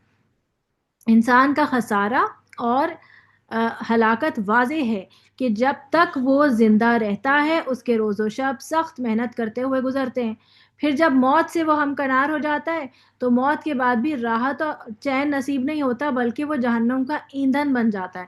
اب جیسے اب آپ دیکھیں کہ کتنے لوگ ایسے ہوتے ہیں جو ڈپریشن میں آ کے خودکشی کرتے ہیں۔ آپ نے ابھی پچھلے دنوں سنا ہوگا کہ یہاں لاہور میں 2 بچوں نے، ایک یونیورسٹی کے ایک لڑکے نے، پھر کچھ عرصے کے بعد ایک لڑکی نے یونیورسٹی کے کیمپس سے اوپر سے چھلانگ لگا دی۔ لڑکا تو مر گیا، لیکن لڑکی کافی ٹوٹ پھوٹ کے بعد ابھی بچ گئی ہے۔ اس کی اسپائن بھی ٹوٹ گئی تھی، اس کے مطلب اس کی پسلیاں بھی ٹوٹ گئیں، ٹانگیں بھی ٹوٹ گئیں، بڑی مشکل سے اس کی اسپائن کی سرجری ہوئی ہے، پتہ نہیں وہ کس حالت میں ہے، لیکن خیر وہ گھر چلی گئی ہے، مطلب ڈسچارج ہو گئی ہاسپٹل سے۔ اب وہ کتنی تکلیف دہ زندگی ہوگی اس کی، کیونکہ اپاہج ہو چکی ہوگی، اور کیا جی اللہ تعالیٰ رحم کرے، بس اب کیا کہہ سکتے ہیں، ہدایت دے۔ تو آپ دیکھیں کہ جو لوگ خودکشی کرتے ہیں وہ کیا سوچتے ہیں، وہ یہ سوچتے ہیں کہ شاید ہماری ان ساری سفرنگز کا اینڈ جو ہے وہ ہوگا اگر ہم مر جائیں گے تو، اور یہ وہی کرے گا جس کو آخرت کی زندگی پہ یقین نہیں ہوگا۔ مسلمان بھی اگر اس طرح کی کوئی حرکت کرتا ہے تو اس کا مطلب ہے کہ وہ ایمان کی لیول، یقین کے لیول پر نہیں ہے، کیونکہ انسان کو یہ پتا ہے، مسلمان کو ہمارا یہ ایمان ہے کہ ہمارے مرنے کے بعد بھی ایک زندگی ہے، تو اگر ہم اپنی زندگی کو یہاں اینڈ کرتے ہیں تو وہ ختم نہیں ہو جائے گی، وہ تکلیفیں ختم نہیں ہوں گی، وہ تو تکلیفوں کا ایک نیا چیپٹر کھل جائے گا۔ اور وہ کیا ہے کہ اگر کوئی شخص ایسی موت مر جاتا ہے، سوسائڈ کی موت، تو وہ قیامت تک، بلکہ قیامت کے بعد بھی وہ اسی موت کی تکلیف میں بار بار رہے گا۔ یعنی فرض کریں کہ یہ حدیث کا مفہوم ہے کہ اگر کسی نے اپنے آپ کو کسی نوکدار چیز سے مار کر ہلاک کیا تو وہ بار بار اپنے آپ کو نوکدار چیز مارتا رہے گا اور مرتا رہے گا، پھر زندہ کیا جائے گا، پھر مارے گا اپنے آپ کو۔ اس طرح اگر کسی نے زہر پیا ہے تو وہ بار بار اپنے آپ کو اس تکلیف میں مبتلا کرے گا، خود اپنے ہاتھوں سے کرتا رہے گا کرتا رہے گا، اور وہ اس تکلیف میں مسلسل رہے گا۔ اور اس کے برعکس جو شخص شہید ہوتا ہے، شہید کے بارے میں آتا ہے کہ جو شخص شہید ہوتا ہے اس کا خون کا پہلا قطرہ زمین پر گرنے سے پہلے اس کی روح کو سبز پرندوں کے فارم میں یا ان کی جسموں میں ڈال کر جنت میں پہنچا دیا جاتا ہے۔ یعنی ابھی قیامت تو دور بعد میں آئے گی، یہ پہلے ہی جنت میں پہنچ جاتے ہیں، اور جنت میں یہ سبز پرندوں کی صورت میں گھومتے پھرتے ہیں، اور عرش معلیٰ کے نیچے آ کر قندیلیں لگی ہوئی ہیں، اس میں آ کے سو جاتے ہیں رات میں، دن بھر اس میں جنت میں گھومتے ہیں اور رات کو آ جاتے ہیں، اور پھر یہ اللہ سے خواہش کرتے ہیں کہ اللہ مجھے بار بار زندگی دے، میں بار بار تیری راہ میں شہید ہوں اور اس موت کا مزہ چکھوں، کہ میں نے کہ مجھے جو وہ لذت محسوس ہوئی نا اس مرنے میں بار بار اس کا مزہ چکھنا چاہتا ہوں۔ تو آپ دیکھیں ایک طرف ایک حرام موت مرا ہے، اور ایک طرف وہ شخص ہے جس نے اللہ کی راہ میں اپنی خواہشات اور اپنی زندگی کی قربانی دی ہے، دونوں کا ڈفرنس کتنا واضح ہے۔ تو اس کو یہ سمجھنا ہمیں ضروری ہے کہ ان الانسان لفی خسر الا الذین آمنوا، سوائے اس کے جو ایمان لے آئے۔ یعنی جو دوڑ دھوپ ہماری لگی ہوئی ہے نا، اس کے بعد یہ، اس کے بعد یہ، اس کے بعد یہ، اچھا گھر، پھر اچھی گاڑی، تو اچھی لیونگ، کمفرٹ لیونگ، اور یہ ساری چیزیں، اس تکاثر کی کوئی اینڈ ہے ہی نہیں۔ ہم کیا کر رہے ہیں، ہم اپنے بچوں کو بہترین اور لگژریس لائف دینے کی کوشش کر رہے ہیں، جو وہ بچے جنہوں نے اتنا آرام دیکھا ہے کہ انہوں نے اسٹرگل دیکھی ہی نہیں ہے، اب ہم نے جو ان کے ساتھ جو کر دیا ہے نا، اب یہ ایک انتہائی ناتواں اور کمزور جو ہے جنریشن ہو گئی ہے، کیونکہ ہم نے ان کو بہت کمفرٹ دیا۔ ایک بڑے مزے کی ریسرچ میں پڑھ رہی تھی کہ جو ہمارے آبا و اجداد تھے انہوں نے بیسک لیونگز کے لیے ارن کیا ہے، محنت انہوں نے پوری زندگی جو اپنی وہ کی، وہ بیسک روٹی کپڑا اور مکان، اس کے اوپر انہوں نے محنت کی، اور یہ جب انہوں نے اپنی لگ گیا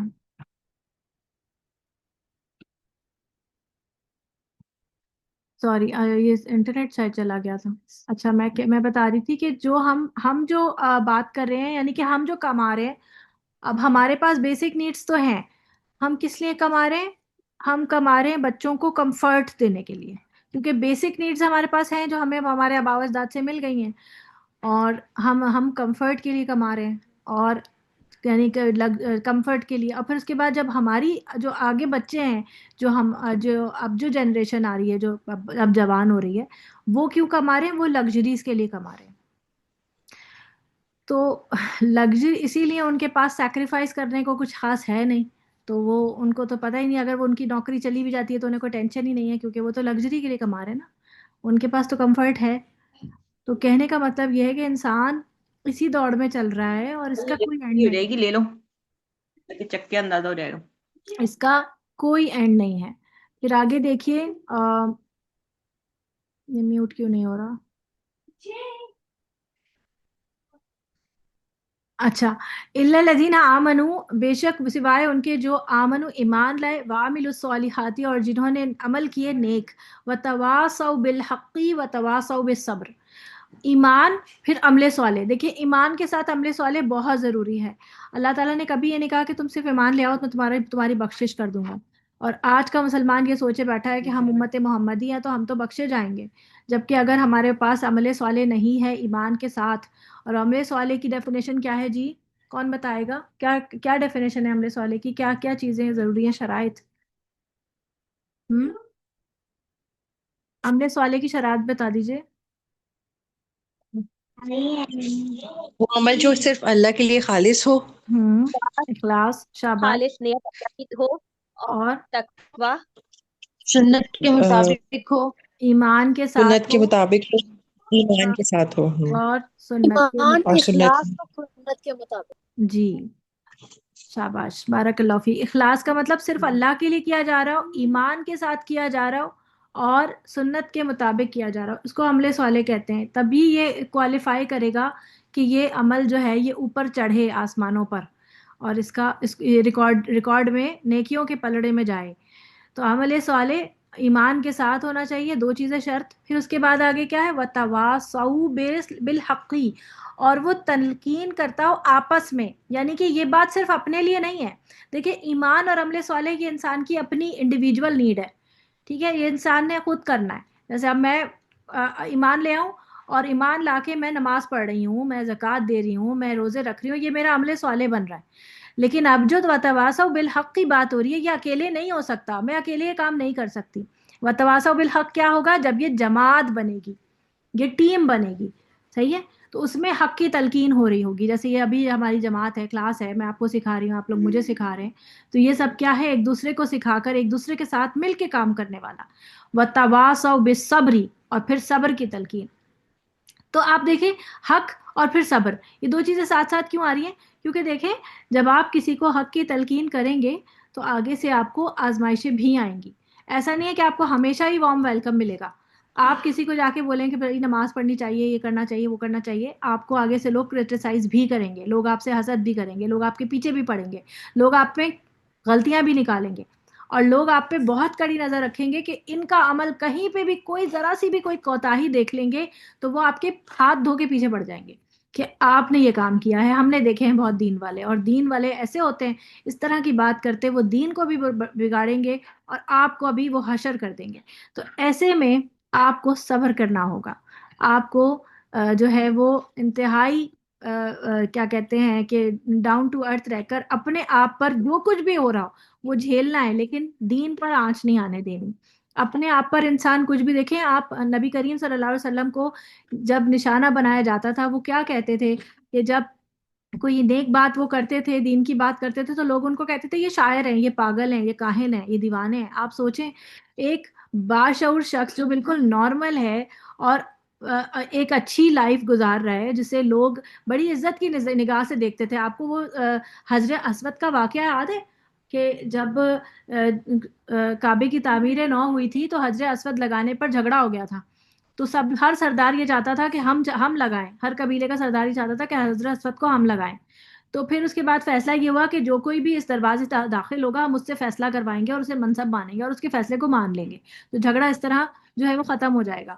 تو جب نبی کریم صلی اللہ علیہ وسلم اس وقت 9 عمر تھے، جب وہ اس میں سے وہاں سے داخل ہوئے تو لوگوں نے سب نے خوشی کا اظہار کیا کہ ہاں ہم ان کے اوپر متفق ہیں کہ یہ جو بھی فیصلہ کریں گے ہم ان کی بات مان لیں گے. آپ دیکھیں ایک پروٹوکول والی لائف گزار رہے تھے نبی کریم صلی اللہ علیہ وسلم، اور جب انہوں نے دین کا دعویٰ کیا تو لوگ جو ہے وہ ان کے ایسے ہاتھ دھو کے پیچھے پڑ گئے کہ ان کو جو ہے پاگل دیوانہ اور پتہ نہیں کیا کچھ کہنے لگے. اور یہ تو دور، پھر جو لوگ مسلمان ہوئے پھر ان کو جو ہے ان کے ساتھیوں کو جو ہے مارا پیٹا جاتا تھا، اور اپنے ساتھیوں کے اوپر وہ جو ظلم و جبر سہتے تھے. تو یہ بھی کتنا بڑا حوصلے کا کام تھا اور یہ کتنا بڑا صبر آزمودہ مطلب ایک بات تھی کہ آپ نے ہاتھ نہیں اٹھانا کہ آپ نے بس صبر کرتے جانا ہے، اپنی ویل بینگ کے اوپر اس وقت کام کریں، اپنی تقوی پہ، اپنی ڈسپلنری مینر پہ آپ کام کریں کہ اپنی نماز، زکوٰۃ اور ان چیزوں کو آپ ابھی درست کرتے رہیں جب تک کہ آپ ایک پراپر جماعت کے طور پہ نہ آ جائیں، ابھر نہ آئیں. اور جب آپ پورے جماعت کے طور پر آ گئے تو پھر مدینہ میں جنگ کا حکم ہو گیا. کہنے کا مطلب یہ ہے کہ یہ کرٹیسزم آپ کے اوپر آئے گا ہی آئے گا. جب آپ دین کی طرف چلنے لگیں گے لوگ آپ کو کرٹیسائز بھی کریں گے. کیا آواز نہیں آ رہی؟ حمیرہ کہہ رہی میرے پاس آواز نہیں آ رہی، باقی سب پہ آ رہی آ رہی جی جی آ رہی ہے. ٹھیک ہے. تو جی آ رہی ہے. صحیح ہے. تو کہتے ہیں کہ مطلب آپ کو کرٹیسزم کا بھی سامنا ہوگا. مطلب جب مجھے یاد ہے کہ جب میں نے نیا شروع میں پردہ کیا پہلے صرف اسکارف لینا شروع کیا تھا تو میں شادیوں میں بھی اسکارف لینے لگی تھی. تو لوگوں نے مجھ سے باقاعدہ پوچھا تمہارے سر میں کچھ پرابلم ہوئی ہے، بال گر گئے ہیں تمہارے؟ تو میں نے کہا کیوں، ایسا کیوں پوچھ رہی ہیں؟ تو کہنے لگی کہ تم ہر جگہ جو ہے وہ اسکارف لینے لگی ہو. تو میں دلی میں مسکرائی کہ یہ بھی ایسا بھی ہو سکتا ہے، ایسا بھی کوئی سوچ سکتا ہے کہ میرے بالوں میں کوئی پرابلم ہوئی ہے اس لیے میں نے جو ہے وہ اسکارف لینا شروع کر دیا ہے. خیر، تو کہنے کا مطلب ہے کہ آپ کو کچھ بھی آگے سے کچھ بھی ایسا سننے کو مل سکتا ہے جو آپ کے جو ہے اوسان خطا کر دے کہ یہ کیسی بات جو ہے وہ سامنے والا کہہ رہا ہے.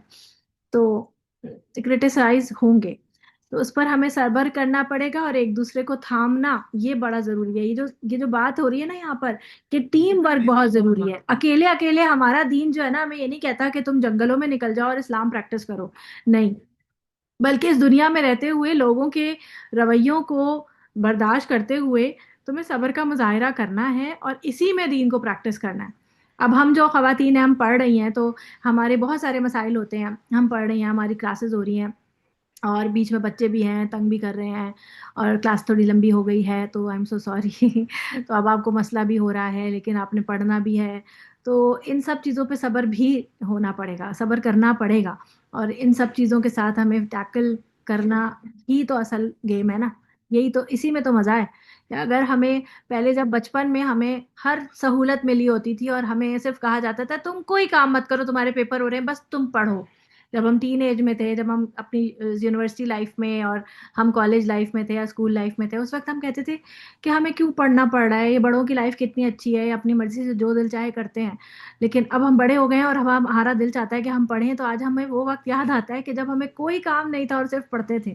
آج ہم وہ وقت ڈھونڈتے ہیں کہ کاش ہمیں کوئی کام نہ ہو اور ہمیں صرف پڑھنے کو کہہ دیا جائے، لیکن ایسا پاسبل نہیں ہے. تو اسی ہپڑ دھپڑ میں اور اسی افراتفری میں پڑھنا بھی ہے، سیکھنا بھی ہے اور سکھانا بھی ہے اور اس پر اپنے آپ کو مستحکم رکھنا ہے انشاءاللہ. تو یہ تمام چیزیں جو ہیں وہ ہمارے ساتھ لگی رہیں گی اور اس پر ہمیں صبر بھی کرنا ہے اور انسانوں کے ساتھ بھی صبر کرنا ہے. جو بھی لوگ ہمارے ساتھ ہماری لائف میں جڑے ہوئے ہوتے ہیں نا، یہ سب ہمارے لیے آزمائش ہوتے ہیں اور ہم بھی دوسروں کے لیے آزمائش ہوتے ہیں. یہ بھی بات سمجھ لیجیے گا، کیونکہ جب ہم بات کرتے ہیں کہ دوسرے ہمارے لیے آزمائش ہے تو ہم بڑے آرام سے اپنے آپ کو مظلوم ڈکلیئر کر لیتے ہیں اور اس سے یہ ہوتا ہے کہ ہمیں اپنی خطائیں نظر نہیں آتی. ہم بھی بہت مشکل ہو جاتے ہیں لوگ دوسروں کے لیے. اگر آپ اپنے آپ کو، جیسے میں اپنے بارے میں سوچوں تو میں اپنے شوہر کو اگر برداشت کروں تو وہ بھی تو مجھے برداشت کر رہے ہیں. اسی طرح میرے بچے ہیں، اگر وہ مجھے تنگ کرتے ہیں تو کئی بار میں بھی تو انہیں بہت زیادہ ٹوک رہی ہوتی ہوں، میں بھی تو بہت زیادہ ان کے اوپر پابندیاں لگا رہی ہوتی ہیں جس سے وہ فرسٹریٹ ہو رہے ہیں اور وہ مجھے برداشت کر رہے ہیں کہ وہ مجھے پلٹ کے کچھ کہہ نہیں سکتے کیونکہ میں ان کی ماں ہوں اور میں ایک بیٹر مرتبے پر ہوں. تو ہر بندہ ایک دوسرے کے لیے آزمائش ہے. تو ہمیں ان سب پہ صبر کرنا پڑے گا. قرآن مجید کی ایک 5th پارے کی لاسٹ لائن ہے غالباً، اتصبرون، کہ تم سب ایک دوسرے کے لیے آزمائش ہو. اتصبرون، کیا تم صبر کرو گے؟ تو اللہ ہم سے پوچھ رہے ہیں کیا تم صبر کرو گے؟ ہم اپنے آپ کے بارے میں سوچیں، کیا میں صبر کر سکتی ہوں؟ بالکل کر سکتی ہوں. اللہ تعالیٰ نے مجھے اس قابل بنایا کہ میں صبر کر سکتی ہوں اور یہی تو میرا امتحان ہے. ٹھیک ہے، چلیں یہیں تک رکھتے ہیں. کسی نے کچھ کہنا ہے؟ چلیں. سبحانک اللہم و بحمدک، اشہد ان لا الہ الا انت، استغفرک و اتوب الیک. السلام علیکم ورحمۃ اللہ وبرکاتہ. وعلیکم وعلیکم السلام. السلام وعلیکم السلام ورحمۃ اللہ وبرکاتہ.